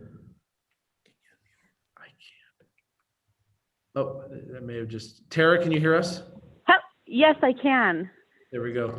Okay, Tara, I'm you're on the meeting, the call with the council right now, and you'll have Okay. Go ahead. 3 minutes. All right. Thank you. So thank you so much for holding this public hearing and the tireless efforts that each of you have made to work for the city of Orem. My hope is that the council will motion to table the vote tonight and spend the resources necessary to make an informed decision when changing a city ordinance that could have a deep impact across the city. I listened to the discussion of the State Street Master Plan during your working session, and it was very clear that the city is growing very substantially. I believe, as Jamie said, that it was 75% of the growth in Utah is happening, quote, in the bedroom, which means we have lots of young families that will need childcare. A study done in part by UVU states that in 2017, 1 in 2 children are under the age of 6 that have all available parents in the workforce. It was also found that there was over 157,000 children in Utah needing care and only 41,000 slots available in childcare programs. The proposed ordinance would limit any new daycare, which also includes the expansion of current daycares, I know it's in residential zones, to a ratio of 0.24, which is near a 4-to-1 ratio. This number was attained from an ITE study done across the country. And as earlier discussion has happened already, the Planning Commission shared that this does not really reflect Utah demographic conditions with families. We are the state with the largest families in the nation, with an average of 3.2 children. And so it would make sense to have a ratio that more closely reflects that we will have multiple children in a family attending a daycare. My crude data collection shows that at no point in none of the daycares that meets the requirements of the proposed new ordinance in the residential zones, which means that this is going to limit any kind of expansion or possible inviting of new daycares in the area.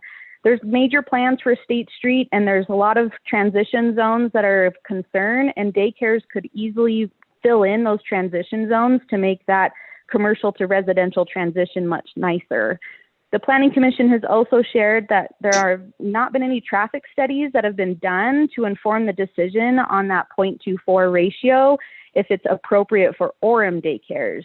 So I urge the council to table the vote. Let's gather the information and decide what would be more appropriate for our city, and then change the ordinance to allow for a permitted use rather than conditional use permits. And again, I thank you so much for taking the time and letting me speak. And I'm more than happy to discuss with anyone at any future point. Thank you. Thank you. We appreciate that. Any other call-ins or write-ins, Steve? Yep. Mayor, we do. We have another write-in. This is from, we don't have the comment says, this comment is concerning the parking rule being proposed for daycares in residential areas. Being a client since before Smiling Faces moved to their new Main Street location from State Street, I have felt so much better taking my toddler into this new location. As you know, the traffic on State Street gets very heavy, especially during rush hour. Pickup and drop off was more difficult for us parents, and we had to merge into congested street, causing panic and uncertainty because of the many cars parked on that street. Since Smiling Faces has moved to their new location on Main Street and 400 South, pickup and drop off are a breeze. I spend only 2 minutes in the parking lot to pick up and drop off. I drop off my child at 8 a.m., where in the very spacious parking lot, there are only 2 more cars at the most. As I pick up my child at 4:30, I often find myself alone in the parking lot. To get to this facility, I drive up 400 South, where on that same road is Orem Elementary School. This is where I often find the most traffic in the street, which affects the traffic on Main Street. Ever since the Pardos decided to buy this facility, surrounding neighbors have been giving them a rough time to settle. They don't want the daycare there but let me explain why they need to expand. First, at only 3 years old, my daughter is starting to read. Being an elementary school teacher myself, I have seen how my child has benefited from this learning center more than placing her in a normal city daycare, not only socially, but academically. Second, Mrs. Pardo and her staff are certified teachers or working towards their certification. This makes this facility not a daycare facility, but a learning center due to its credentials. Third, as I have explained and as KSL witnessed, there is no traffic congesting either Main Street or 400 South because of smiling faces. Lastly, having known the Pardos since I was a little girl, I've always known them as kind, nurturing, and upstanding citizens. They are essential to the Orem community. They have made the news with their amazing work. They have earned city awards. The mayor himself visited the facility back in the fall this year and was impressed with everything the center offers to the kids of our community. Smiling Faces should be able to expand with no difficulty. Thanks for your time. Okay. Mayor, one more. This is from Renee Caron, Caron. My name is Renee Caron, and I am an Orem citizen. Regarding agenda item 9.3 for commercial daycares and residential zones, please consider one or more of the alternative options.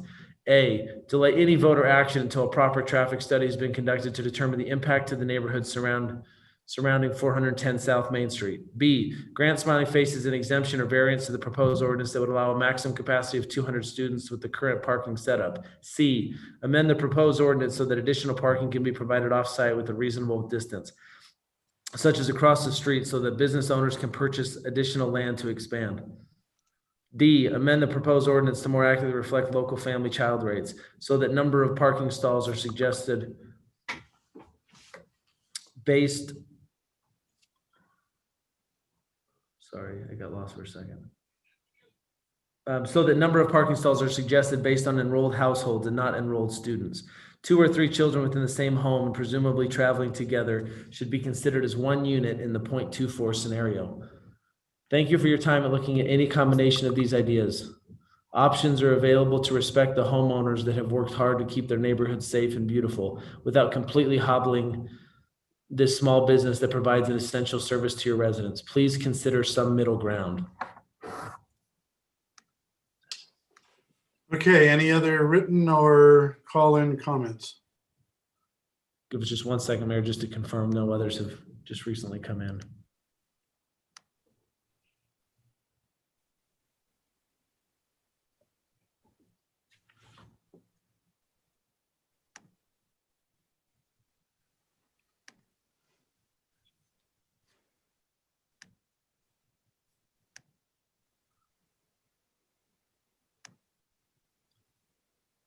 Okay, Mayor, sorry, just pulling it up out of the. You're fine.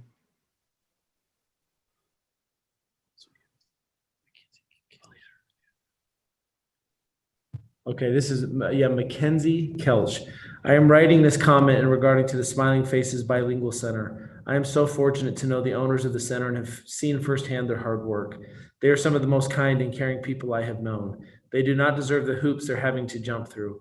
They provide a safe and loving environment for all of the children. They care so much about the well-being of all of the students. We are so lucky to have them in the city and are so lucky for their example they have shown everyone.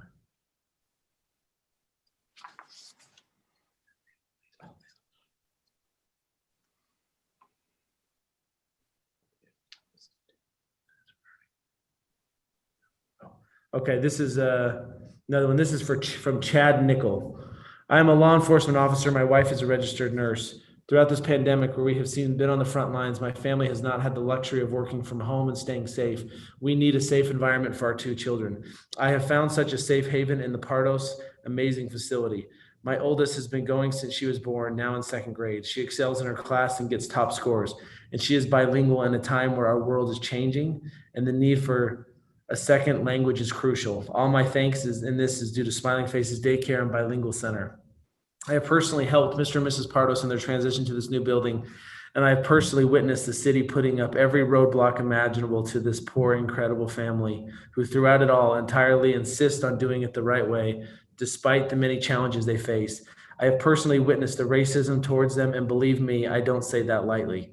I believe in the good people, and I'm still at a loss for words that there is prejudice in this society, and it can come from people who are in appointed positions.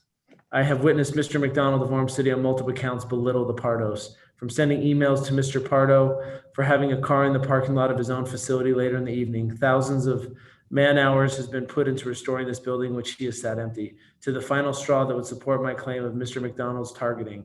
He walked into the Pardos business and threatened and intimidated this amazing family. He said to Mr. Pardo, "This is an upscale neighborhood and we will be monitoring it closely for any little thing that is out of place, and we will not hesitate to shut you down." But not only did he make it a point to intimidate these hardworking Orem citizens, people he has been entrusted by, but he did it on the day of their new building's grand opening. A day of excitement, joy, and relief for thousands of man hours and thousands of dollars they put in this facility to make it a safe learning environment they could. I find it odd that a key antagonistic for this proposal, such as Mr. McDonald of Orem City, happens to have a son who lives in this upscale neighborhood very close to this wonderful business. It would seem there is a conflict of interest. He should have had the ethics to withdraw himself from something where he has such a very vested interest. As the city of Orem, they should reconsider this proposal and how it negatively affected the businesses such as the Pardos. I drop off my kids every morning and pick them up every afternoon, and have always been in the only car in the parking lot. Occasionally there has been one other car, usually pulling out as I get there, pulling in, or as I leave. I've been seeing no evidence of any increase in traffic due to the Pardos business. The Pardos have even spent $10,000 doing traffic studies on the subject that supports this. The city has done no investigation of their own. They have not hired an outside company to do an independent traffic study. The city needs to do their own due diligence and create unbiased results. With the ongoing pandemic, our government should be promoting small businesses that provide such a great services and are at the forefront of rebuilding our economy. We, the people, trust in you. Do the right thing. Okay, anything else?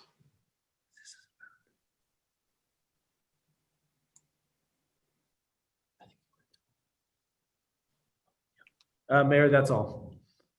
Hey, I had my hand raised before that last statement, but now I have more to add to it when you can call on me. Well, we had to wait for Right. to find out if anybody else was going to call in. So I've seen your hand, but you have to wait till. Yep. But now that it's over, I just wanted to make sure you'd seen it. Till the public comment portion of the meeting is closed and brought back to the council. So with no other comments, I will close the public comment portion of the public hearing and bring it back to the council. And Tom, you can go ahead and make a comment. Well, without addressing the most recent statement, Jason, although I will before my time's up, Jason, how hard would it be? I thought the one woman's comment of suggesting it should be per household instead of per student was worthy of consideration, not only for this daycare, but for any daycare. How hard would that be to monitor if we did amend the document that way? I'm not certain how we would keep track of number of children they have per household. That would, I mean, per child is probably the easiest way to do it. I don't know per household how we would actually manage that one. Okay. I would be okay with a lower number. I did indeed visit the daycare on their open house. I said nothing like what that gentleman addressed. And in fact, Jason Bench, a realtor who was there, said, Jason Dodge, excuse me, said, "Hey, Tom was one of the good guys. He voted for you." So I am a little bit taken back. I'd be happy to talk to the owner at any time. But I would be agreeable to a lower number given the fact that we do have more families that would drop off more than one child. I think that's appropriate. I found everything in that daycare to be extremely well taken care of when I visited there on their grand opening. And so I'm quite frankly taken back by that last person's comment. Maybe, Stephen, you can give me his contact information. I'd be happy to contact him after the meeting. But in any case, I'd be happy with a lower number, and I'd be happy with a per household, but understand Jason's comments. Okay, any other, Brent? Oh yeah, one other thing. I don't have a child who lives in Orem, so I don't know that last reference. Okay, are you finished? Tom? Yeah, that's it. I just wanted to make sure he got his facts straight. Okay, Brent, look like you have your hand up. Yeah, I just before when we approved the daycare in the neighborhood, my understanding, and I voted for it. My understanding is what the applicant would cap it at 83, and that would be the number that he would, the children that he would have there. You know, I've read emails where he wants up to 200. Where are all these people going to come from? I mean, not the kids, but where are they going to park? I'm not sure. When he agreed on the 83, that kind of convinced me to vote for it. Anyway. Okay. Thanks, Brent. Anyone else care to make a comment? Okay, I was going to say when we did the 83, he did want a higher number. I had made a motion for 100, which did not receive a second or any votes. We voted on and came to agreement on 83. His desire has been from the start to get a permit, and then if he could show that he's doing it properly and get a traffic study to have people look to see if he could increase that number. I'm interested to see the idea that Tom and the other individual brought up of looking at it per household. I would say probably many of the people going there have more than one child in the facility. And I don't know if it'd be that hard, because you could have their last names and you'd have the child and you'd know if they're in the household or not. I am in favor of a different ratio that would allow more children. I'm also intrigued on the idea of, could he purchase some land across the street for parking and allow some scenario to have that tie into his daycare facility. Personally, I would like to look at the possibility of a traffic study, as has been suggested, the possibility of looking at household, possibility of looking at lower numbers, and the possibility of looking at land close by. So my personal feeling would be to continue this and allow our city staff to study those 4 ideas. I don't know that there's a rush on this for any reason. He's under a conditional use permit. I'm not aware of the other 2 commercial daycares, turn facilities, and A to Z building blocks, planning on expanding anytime soon. So I would like to look at a continuing this and allowing staff to look at these 4 ideas. So I would like to make a motion to that effect, that we continue this item and take a look at it, and continue amending section 22-6-9G, commercial daycare services, section 22-6-9H, private schools of the Orem City Code, and Appendix A, amending section standard land use code 6813, private primary and secondary schools pertaining to commercial daycare services in private schools in a residential zone, and continuing this on until, I believe, January 12th, if I'm saying that right, on our next city council meeting. Mayor? Anyway, is there a second? Hey, Mayor? Yes. I'm not sure that the 12th would be sufficient time to do all that you're asking. Maybe we just continue it and then we'll republish it when we want to bring it forward. Okay, that would be fine. I think that would be helpful so that we get this right, and that we give, a chance to look at this so that we encourage childcare within the city. And I'm particularly sensitive to our police, first responders, our care people that work in the hospitals, that they have childcare. And then we look at ways to make, to see if this is the right way or if we need to make some adjustments and allow staff to look at that. Is there a second to continuing this item? Second. Okay, thank you, Debbie. Let's go ahead and take a vote. We'll start out with Dave Spencer. Nay. Tom McDonald. Nay, because I'd really like to get this resolved instead of the negative feelings that just keep coming back. Nay. Terry Peterson. Nay. Jeff Lamson. Aye. Debbie Larray, Aye. Brent Sumner, Nay. and the mayor, I vote aye as well. So that motion fails. Would anyone else care to make a motion?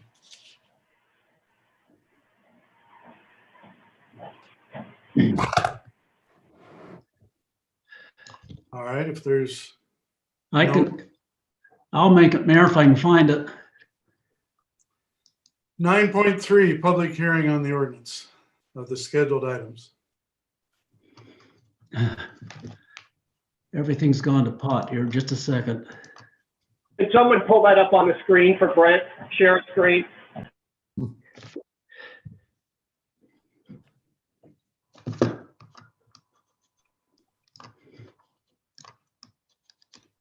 Do you see that, Brent? Let's see, 9.3. I'd like to make a motion that the city council approve the current ordinance amending 2269G. I'm sorry, Brent, we're not approving the current ordinance. We're amending the ordinance. So. Oh, I'm sorry. I'm sorry. The ordinance is amending these sections. Amending section 2269G, commercial daycare service, section 2269H, private schools of the Orem City Code and appendix, by amending standard land use code 6813, private primary and secondary schools pertaining to commercial daycare services and private schools in residential zone. Okay, is there a second? I'll second that. Okay, we'll go ahead and start with Dave Spencer. Aye. Tom McDonald. Tom, you there? I'll mute. Sorry, I still muted. Aye. Perry Peterson. Aye. Jeff Lamson. Aye. Debbie Larray. Nay. Brent Sumner. Aye. And I, the mayor, vote nay. The motion passes. Okay, thank you, Jason. We'll move on to item number 9.4, which is a public hearing, amending Article 22-6-9I, accessory apartments of the Orem City Code to clarify language in the accessory apartment ordinance. And Jason Bench is the presenter. Thank you, Mayor. This item tonight is just to clarify some of the components of the accessory apartment overlay zone. We have had a few ownerships that come in as a corporation or an LLC. And we want to make sure that this ordinance is amended to require at least 50% of that owner be an owner of the corporation or LLC. What we've had is some people giving a minor ownership and wanting to count that as being an owner. And so this clarifies that as a 50% owner or more. Defines what a bedroom is. We've had several people coming in and wanting a 3-bedroom unit, but calling one of their unit or one of the bedrooms a den or an office. And we need to clarify that we're only allowing a maximum of 2 bedrooms for an accessory apartment. And then in interior connections, we have always required an internal connection. So a basement has the stairs going up to the main floor. They can lock the door or close the door, but there has to have some internal connection. And so this addresses those concerns that we have. So the first one is the 50% that we talked about. And that's fairly straightforward. The next one is the definition of what a bedroom is. So if it's an office, or you label as an office, a library, a den, a sewing room, game room, and it has a window and it has it looks like a bedroom over a certain size, then we're going to call it a bedroom. Anything that's designated as a bathroom or utility room that has your furnace and things, obviously it's going to be a utility room, or any room that's less than 50 square feet. So if it's a pantry or things like that, we'll obviously allow that as another room. But anything that's big enough and looks like a room, we're going to call it a room based on this definition.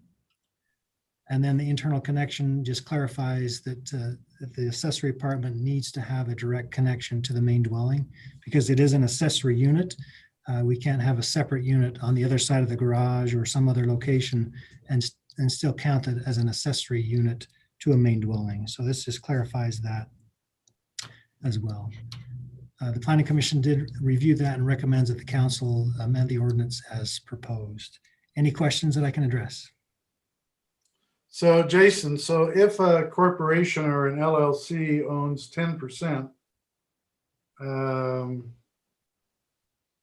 an owner of that is trying to say he's an owner of the building, then he's trying to get an accessory apartment allowed in there. Is that correct? Well, what's happening is that we're having renters that come in, and the owner is let's say out of state or lives somewhere else in Utah, and gives them a 1 or 2% ownership in his home or in the corporation, so that he can then have an accessory apartment or live in the accessory apartment. What this is clarifying is that the actual owner, at least 50% owner, has to live in the accessory apartment or the dwelling in order to rent the apartment as an accessory apartment. So to kind of gets around somebody circumventing the ordinance that says I'm an owner and I only have a small percentage of the ownership. So what happens if a corporation owns 75%? The individual is not there per se. They're not allowed an accessory apartment? They would have to rent the whole house. That's correct. Right. So if somebody lives there, Because they are not an occupant. That's correct. Okay. Mayor, could I make a comment to address that? Sure. Yeah, the ordinance already addresses the situation where you might have a trust, for example, that owns a house. That's a pretty common situation. And we just want to make sure that however the house is owned, that at least 50% of the equity interest in the house is owned by people who actually live in the house, so that people aren't, basically establishing a fiction where it's not really owner occupied, because like Jason said, they might only have a 1% or a 2% or other nominal interest in the house. These accessory apartments are intended to be owner occupied, and we want to make sure that they are legitimately owner occupied, no matter, how the house is set up in terms of its ownership. So you're not setting up houses as duplexes with an. That's correct. Exactly. Okay. All right. Any questions or comments from the council? Okay, well, this is a public hearing, so we'll open it up for public comment, and we'll start 90 seconds right now.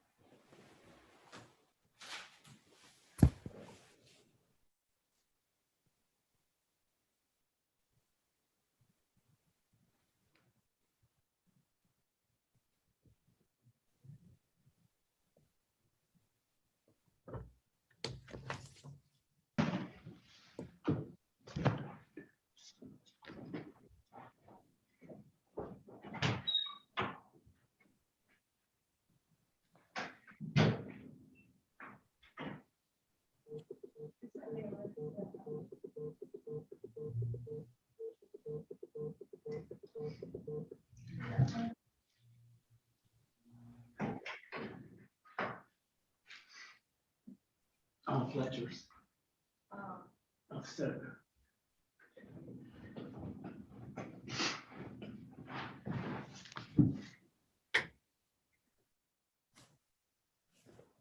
Okay, our 90 seconds are up. Steve, have you received any comments? No comments, Mayor. All right, we'll close the public portion, comment portion of our public hearing and bring it back to the council. Any comments from the council? All right, I would like to make a motion that we, by ordinance, amend Article 22-6-9I, accessory apartments of the Orem City Code, to clarify language in the accessory apartments ordinance. Is there a second? I'll second. Second. Okay, let's go ahead and start. Dave Spencer. Aye. Tom McDonald. Aye. Terry Peterson. Aye. Jeff Lamson. Aye. Debbie LaRae. Aye. Brent Sumner. Aye. And I, as mayor, vote aye as well. The ordinance passes. We'll move on now to a resolution. This is approving a conditional use permit for an accessory structure, basketball court and garage located at 1391 South, 1140 East in the PD 18 zone. And our presenter is Jason Bench. Thank you, Mayor. This is down in the Berkshire neighborhood. There's an existing home down there that they want to add some additional a swimming pool and at this location right here, and a indoor half-court basketball, and then a garage as well. In the ordinance, it does require a conditional use permit for any structure in the PD 18 zone that's over 1,000 square feet. This one's just over 1,200. It's 1,200 square feet. 1,700 square feet, excuse me. So the front part will be acting as the garage. The back part will be at a lower level, in this level here with the pool and pool house with a half-court basketball. And so they're requesting a conditional use permit. Here's the elevations. You can see on the left side of your screen, the basketball. The right side of the screen is the garage that faces the street. The materials do match the existing home, which is also a requirement. We do not have any conditions. The Planning Commission recommends that the City Council grant the conditional use. It does meet the setbacks, does meet the height for the location that they're proposing. Any questions? All right. This is not a public hearing. This is a resolution. And any comments or questions from the council? If not, then by resolution, I make a motion that the City Council approve a conditional use permit for an accessory structure, basketball court and garage located at 1391 South, 1140 East in the PD 18 zone. Is there a second? Second. Okay, let's start with Brent Sumner. Aye. Debbie LaRae? Aye. Jeff Lamson? Aye. Terry Peterson? Aye. Tom McDonald? I'd like to say aye, subject to allowing junior jazz to play there, but I'll just say aye. Dave Spencer? Aye. Okay, the resolution passes. We'll now move to item 9.6, which is a continued item. This is an ordinance amending Article 22-5-3A and the zoning map of the city of Orem by changing the zoning of approximately 2.16 acres from the OS5 zone to the C2 zone at approximately 2000 South Geneva Road. Jason, you are our presenter. Go ahead. Thank you, Mayor. This is obviously a redo, like you were saying, a continued item, the corner of 2000 South Geneva Road. They are proposing this rezone. You had the public hearing last meeting. I believe the public hearing was closed.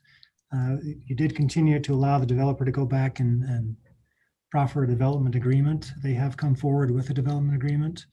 I'm just going to go through preliminary just to remind you of what they're proposing. A gas station with a couple of restaurants or fast food on the sides with 8 pumps with 16 fueling stations. And there's a couple of night pictures. What the development agreement came back. Jason, are you sharing your screen? Oh, yes, I thought I was. No, it's not being I've seen shared. it yet. Oh. Well, sorry about that. We'll try it again. Now you've got us in the mountains. Now to give you the commentary, I'll just show you the photos really quick. So this is what was presented last week, or last time. They haven't proposed any changes to that. This is what was in the development agreement, or is in the development agreement based on our discussion last time, that they comply with the concept plan as presented, which you're looking at tonight, that the lights be dimmed after midnight, and only allow security lighting. Any other light that's not part of the security would have to be dimmed to 0. Hours of operation, what they're proposing, I know they talked about 11 p.m. They're requesting 5 a.m. To midnight, but then allow the pumps to have operation, so nobody would be in the commercial facility. It would just strictly be credit card operations of the pumps themselves. So that would be allowed based on this development agreement. Restriction of the fuel pumps, that it would be the 8 pumps, 16 fueling stations, and it would not be allowed any semi-trucks or other larger vehicles to fuel with the diesel or those types of things. It would be limited to small trucks and passenger vehicles that use the diesel. And then there is some easements with water, sewer, and stormwater that run on the backside of the property that they're willing to, in this development agreement, agree on an easement for that. So these are the criteria that they're proposing and have proffered and signed the agreement. And they're here tonight to request that the council approve the rezone. Any questions that I can address? Yeah, Jason, I've got a question. On the fueling after hours, how much light's going to be, at the pumps? Because that could bleed over into the neighborhood. I'm assuming this is kind of rendering what they're proposing. I don't know what the candle, light would be on that. It would be probably enough for not only safety, but maybe enough so people could actually see. But that's probably the applicant would have to address that. That'd be my concern. So, Tom, do you have a comment? Yes, thank you, Mr. Mayor. I did speak to a member of the Planning Commission who voted against this proposal, and I told them that we might have some limitations, an agreement. They said, oh, if I'd known that, I would have voted for it. So I just think more information is helpful, and I'm grateful for the work the staff and the developer has done. Okay, any other comments? Mayor, could I address Council Member Spencer's question regarding the lighting? Sure. So the Jason, if you can go back to that last concept, that one right there. So basically, the development agreement itself says that the nighttime renderings of the project, including what you're seeing on your screen there, illustrate the nature and type of lighting that may be employed during the hours of 12 a.m. to 5 a.m. Now, realize that this rendering is not, exact. It doesn't give you any real hard definition or standard, but it is intended to give you a general idea of the nature and type of lighting that would be allowed during those nighttime hours. So it's not supposed to be greater than what you're seeing on that concept. So Ed actually is on the call too, in case anybody has questions for the developer. well, I was going to mention, I know I've seen some new service stations being built, and they have lighting that is in the canopy and directs light straight down, so it does not create light pollution out into the neighborhood. Can the applicant confirm that? Absolutely, Mayor. I know this is John Jensen. I work with Ed Axley. I'm sure we're just trying to comment as well. One of the things we mentioned in working through the development agreement to both Steve and primarily Steve Earle was that when the credit cards are being used at night after general hours, they also reduce down to like 50%. I mean, it's pretty dramatic. So the idea is exactly as you just presented it, is it doesn't create light pollution. They're wonderfully directed LEDs. And I would think it's very similar to what you've witnessed or observed. They're comfortable because they don't bleed out and around to the surrounding area. Thank you. Brent Sumner, do you have a question? Yes, I read the traffic report in the packet, and 4 or 5 times it said critical for different flows. I guess my question is, when will that light be up, and when will that road be worked on to widen or additional lanes or whatever they're doing? That's a good question, Brent. We're trying hard to get that done. As you may realize, Lakeview Parkway is going to be joining in onto Geneva Road, and they will be widening that. It comes down to a road bond being passed by the state legislature, and UDOT has given this road a number for expansion and has given it a priority and has put down an amount of money. So I've been working with a bunch of the legislators.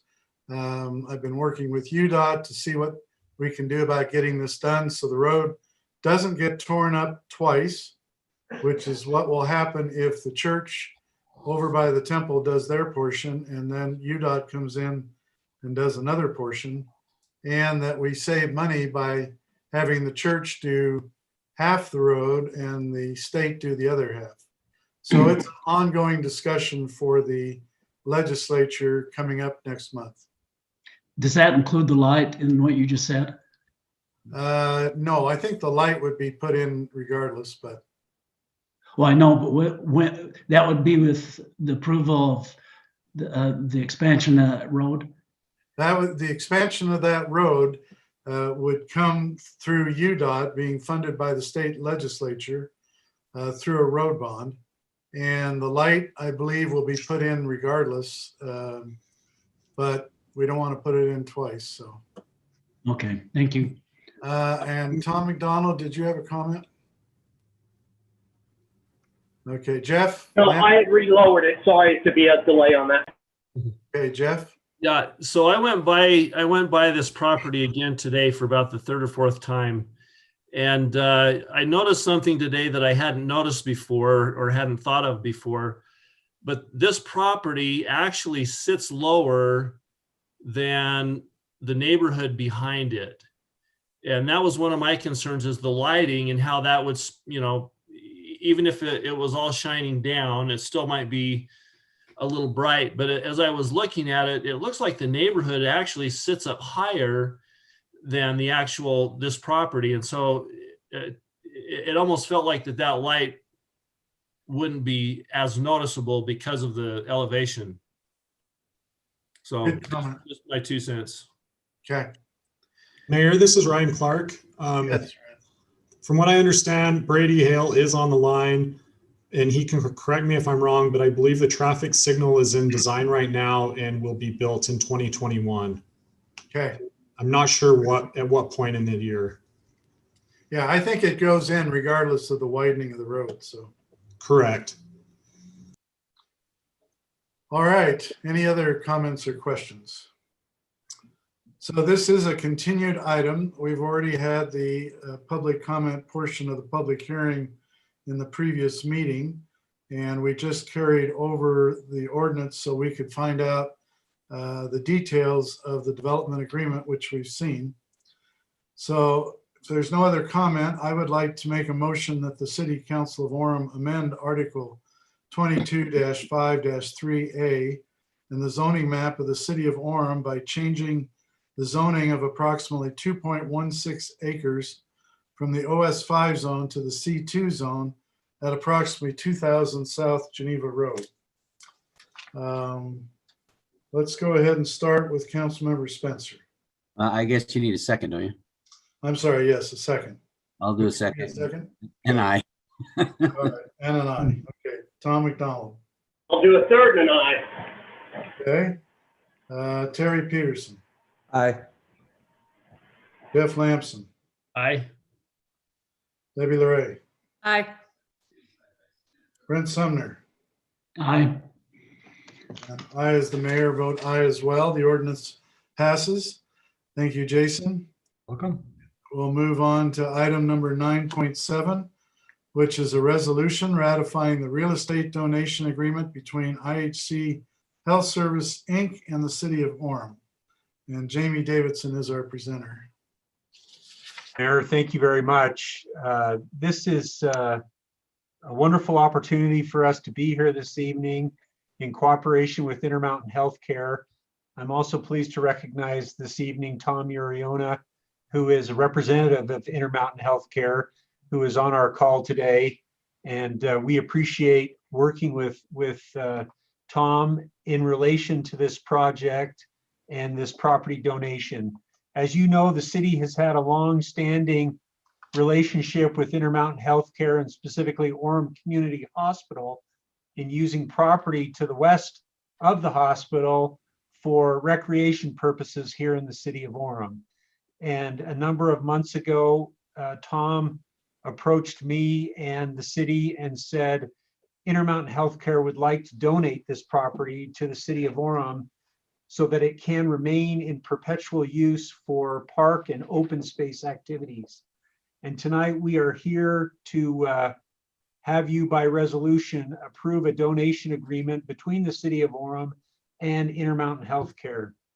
Specifically, what this agreement does is it recognizes and memorializes Intermountain Healthcare's donation of 9.87 acres to the city of Orem for a specific purpose identified as public recreational park or open space purposes.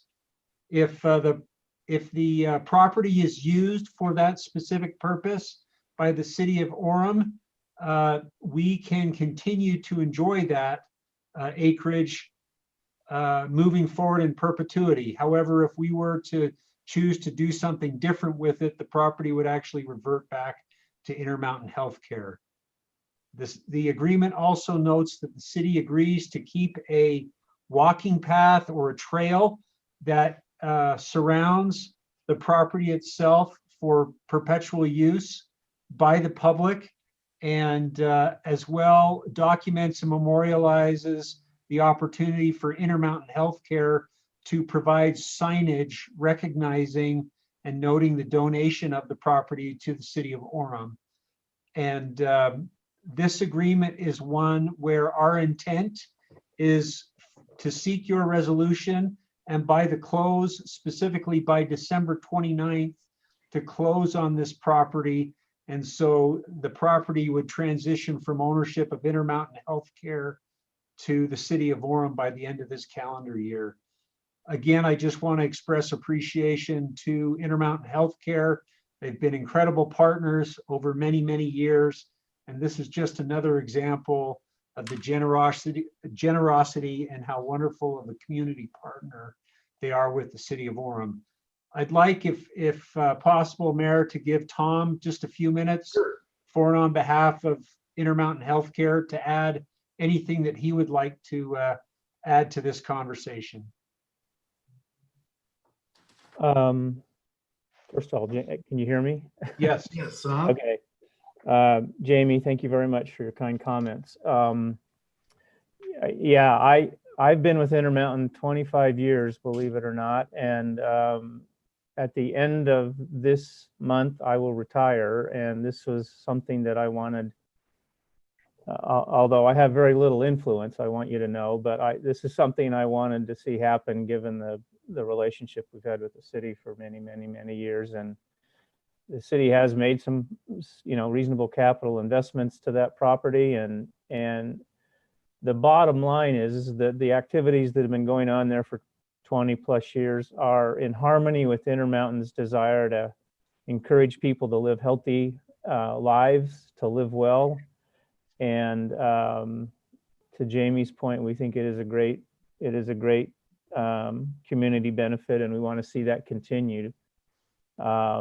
So with that, I'm happy to answer any questions I can. Otherwise, thank you very much for your time tonight, and I wish you all a happy holiday season.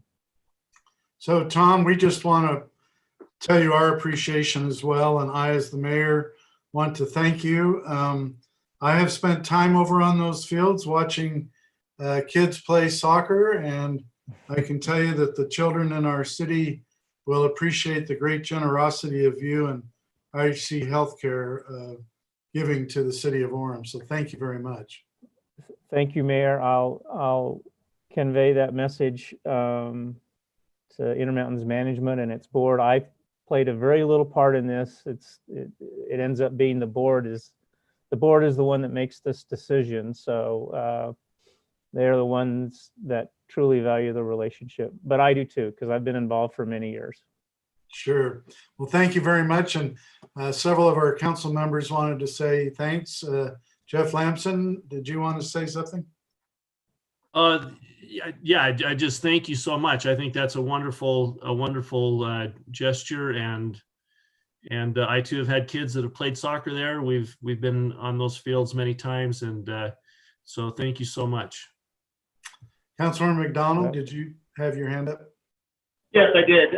Thank you, Tom. This is the other Tom. In the past, you've run some gardening efforts there. Are you going to continue that and bringing little Sebastian, or will that be city responsibilities? Maybe someone could answer that, and then I have a follow-on question after that. So maybe Tom, I can speak to that. Okay. The neighborhood garden or the community garden that you're referring to, Councilmember McDonald, is not part of this donation. So it will remain in the hands of Intermountain Healthcare. Thank you. And then I just want to say to Intermountain Healthcare, thank you, and we will be good stewards of the trust you've given to us, and we appreciate it, and it enables us to increase our park footprint into the future for our community. Thank you. Yep, that's the way we feel as well. Thank you. Councilmember Peterson would like to speak with you as well, Tom. Tom, I just want to second what my fellow members of the City Council have said. All of us have been recipients of IHC in various stressful times sometimes, and very sad, and also some great times as we use your services. We have great hospital facilities in a small community, and thank you so much, and encouraging us all to be healthy and to be outside walking and using this area. So we appreciate you very much. Thank you. Thank you, Councilman, and that's the whole idea. We want to try and stay healthy, so we're glad to be a part of that in the city. Any other comments from anybody on the council? All right, well, I would like to make a motion that we as a council pass a resolution ratifying the real estate donation agreement between IHC Health Service, Inc. and the City of Orem. Is there a second? Second. Okay, we'll go ahead and go through. Brent Sumner? Aye. Okay. Debbie Larray? Aye. Jeff Lamson? Aye. Terry Peterson? Aye. Tom McDonald? Aye. Dave Spencer? Aye. And I, as the mayor, vote aye as well, and the resolution passes. Thank you Mayor, so much. You bet, Mayor. If I may, I want to thank Jamie and Greg for their efforts. They put a lot of time into this, and you got some great people working in your city, and we appreciate all their help. And I will pass along your comments to management and the board. They're greatly appreciated. Thank you very much. Okay. Take care, everyone. Have a good evening. Happy holidays. Thank you. Thank you, Jamie. We'll now go back to item 9.1, and Brandon, is Ron here? He is, yes. Okay. So, yeah, I'll turn it over to him in just a second here. Just give you a heads up. So Ron Stewart of the auditing firm of Gilbert and Stewart was responsible for the audit this year, as in years past. And I will turn the time over. And it's always been a pleasure to work with Ron. So I want him to know I appreciate him and his efforts and his firm's efforts. So without further ado, and keeping in mind with Tom's comment about stewardship, talking about the stewardship of the money of the city of Orem, I'll turn the time over to Ron. Thank you. Can everybody hear me okay? Yes. Awesome. Well, thank you very much for being flexible tonight. I apologize for making you move things around on the agenda, but I appreciate that. So we were contracted to do the audit for Orem City for this year. And what I'd like to do tonight is just take a real brief moment and kind of tell you what we do as auditors, some of the procedures that we go through, and how we come to the conclusions that we do. So we really have three criteria that we're looking at, or three things we want to accomplish. One is to make sure that the financial statements that you have in front of you are materially correct. You can rely on those numbers. Second one is to make sure that the internal controls of the city are effective and are working, and they're protecting and safeguarding the assets of the city. And the third is to make sure that we're in compliance with state law based on procedures prescribed by the state auditor's office. So what I'd like to do is just take a couple minutes and tell you how we kind of came to those conclusions. So to look at the financial records or the financial statements of the city, we look at the trial balance and the numbers that are presented, and then we perform a number of tests on those to make sure that those are materially correct. The most concrete way of being able to confirm a balance is to send it out to a third party and to confirm that with them. So we send out confirmations. We send out confirmations for cash. accounts receivable, long-term debt, and major revenues of the city, and get those confirmations back from those third parties. We also pull a number of invoices. So as we're here and throughout the course of the audit, we look at a significant number of those. At the beginning, we pull a random sample of invoices just to make sure that those things, that they're properly recorded, that there's proper signatures, and it just gives us a good sense of how the city's doing and what the records are looking like. And it also helps us to look at controls as we go through that to make sure there's proper approvals and it's being coded and posted in the proper period. We'll do that for accounts payable. We pull a significant number of invoices after the end of the year to make sure that they're posted in the right period. We'll look at capital assets and pull invoices for those, pensions and credit cards, other things like that. We'll pull to look at those invoices. We also recalculate balances. There's a number of accruals on the financial statements. Those are done by calculations, and so we'll take those numbers and recalculate those to make sure that those make sense and are reasonable. And we'll do that for payroll, depreciation, pension, and other accruals on the financial statements.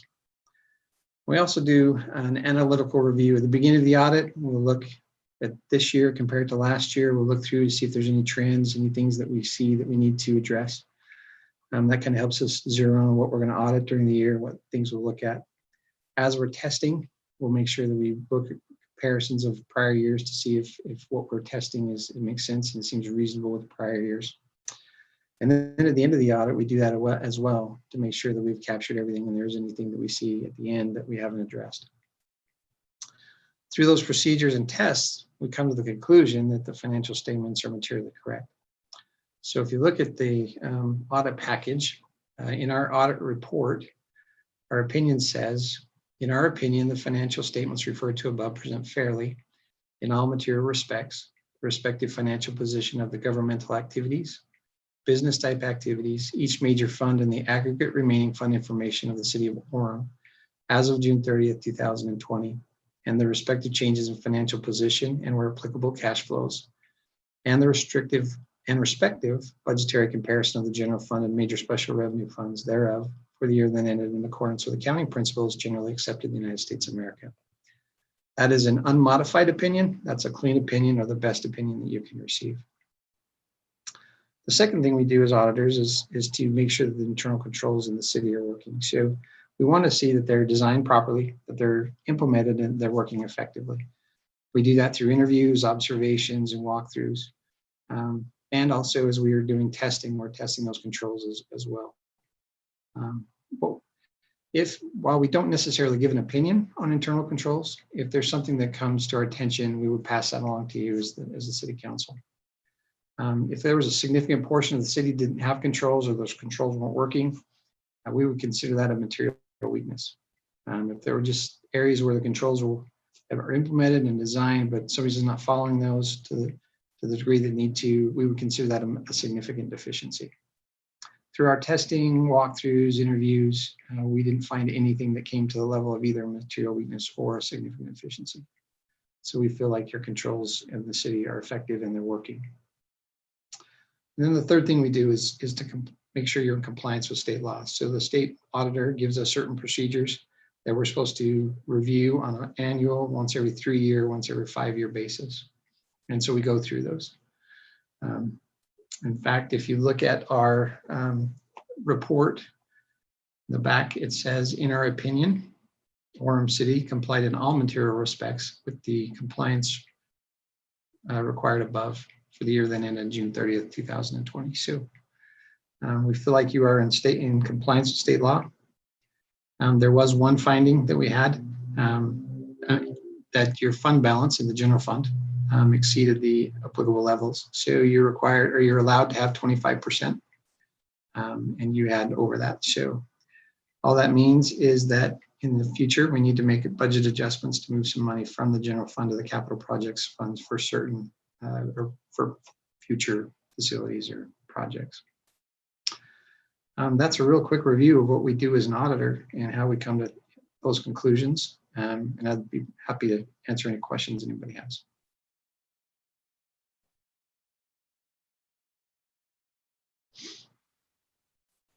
So I have a question for Ron. This is Terry Peterson. How's your tennis game? This time of year, not too good. That's important. I needed to know that. Thanks, Ron. Pickleball paddle is doing all right though. Yeah. Just Well, hopefully we get more paddleball courts built, pickleball courts being built in the city. there you go. There you go.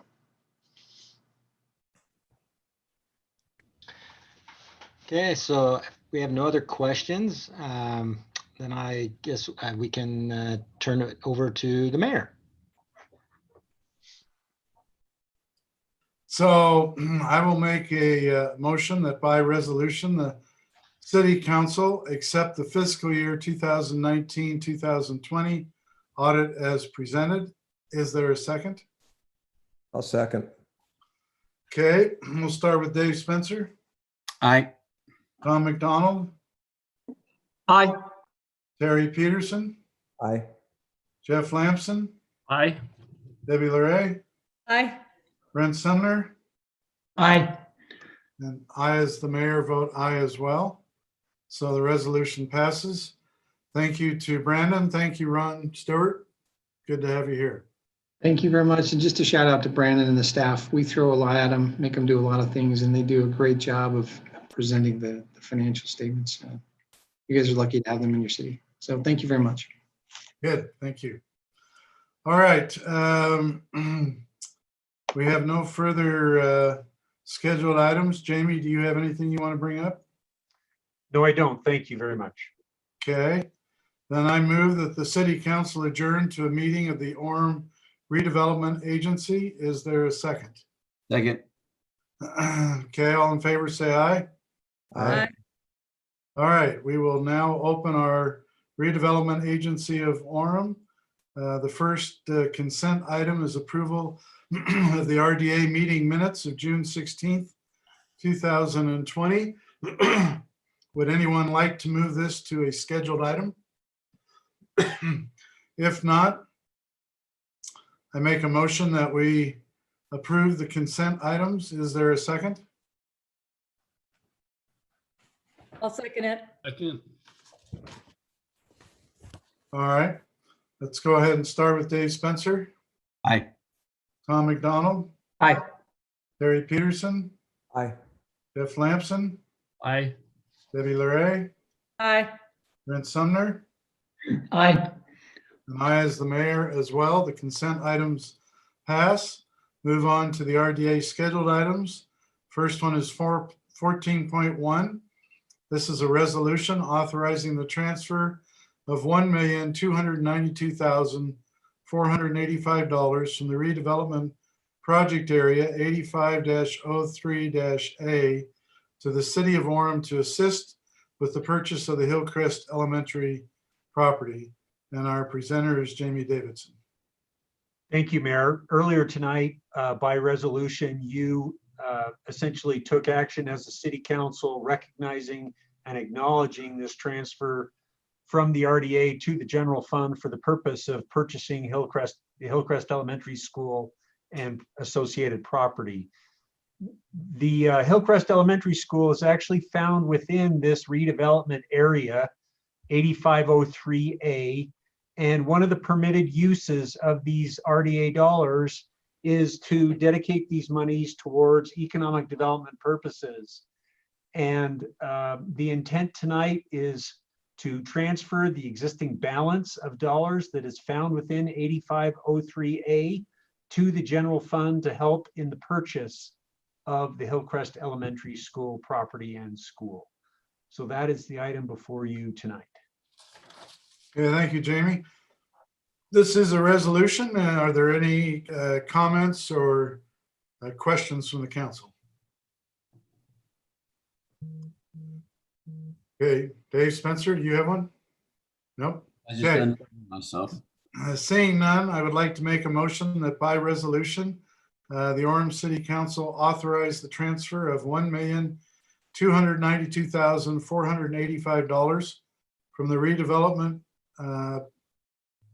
project area 85-03-A to the city of Orem to assist with the purchase of the Hillcrest Elementary property. Is there a second? I'll second. Okay, we'll start with Brent Sumner, Aye. Debbie LeRae, Aye. Jeff Lamson, Aye. Terry Peterson, Aye. Tom McDonald, Aye. Dave Spencer. Aye. And as the mayor, I vote aye as well. The resolution passes. I now make a motion that we adjourn from our RDA agency meeting. Is there a second? Second. Okay, all in favor, say aye. Aye. Okay, we are adjourned for the evening. Thank you very much to everyone. Merry Christmas, everyone.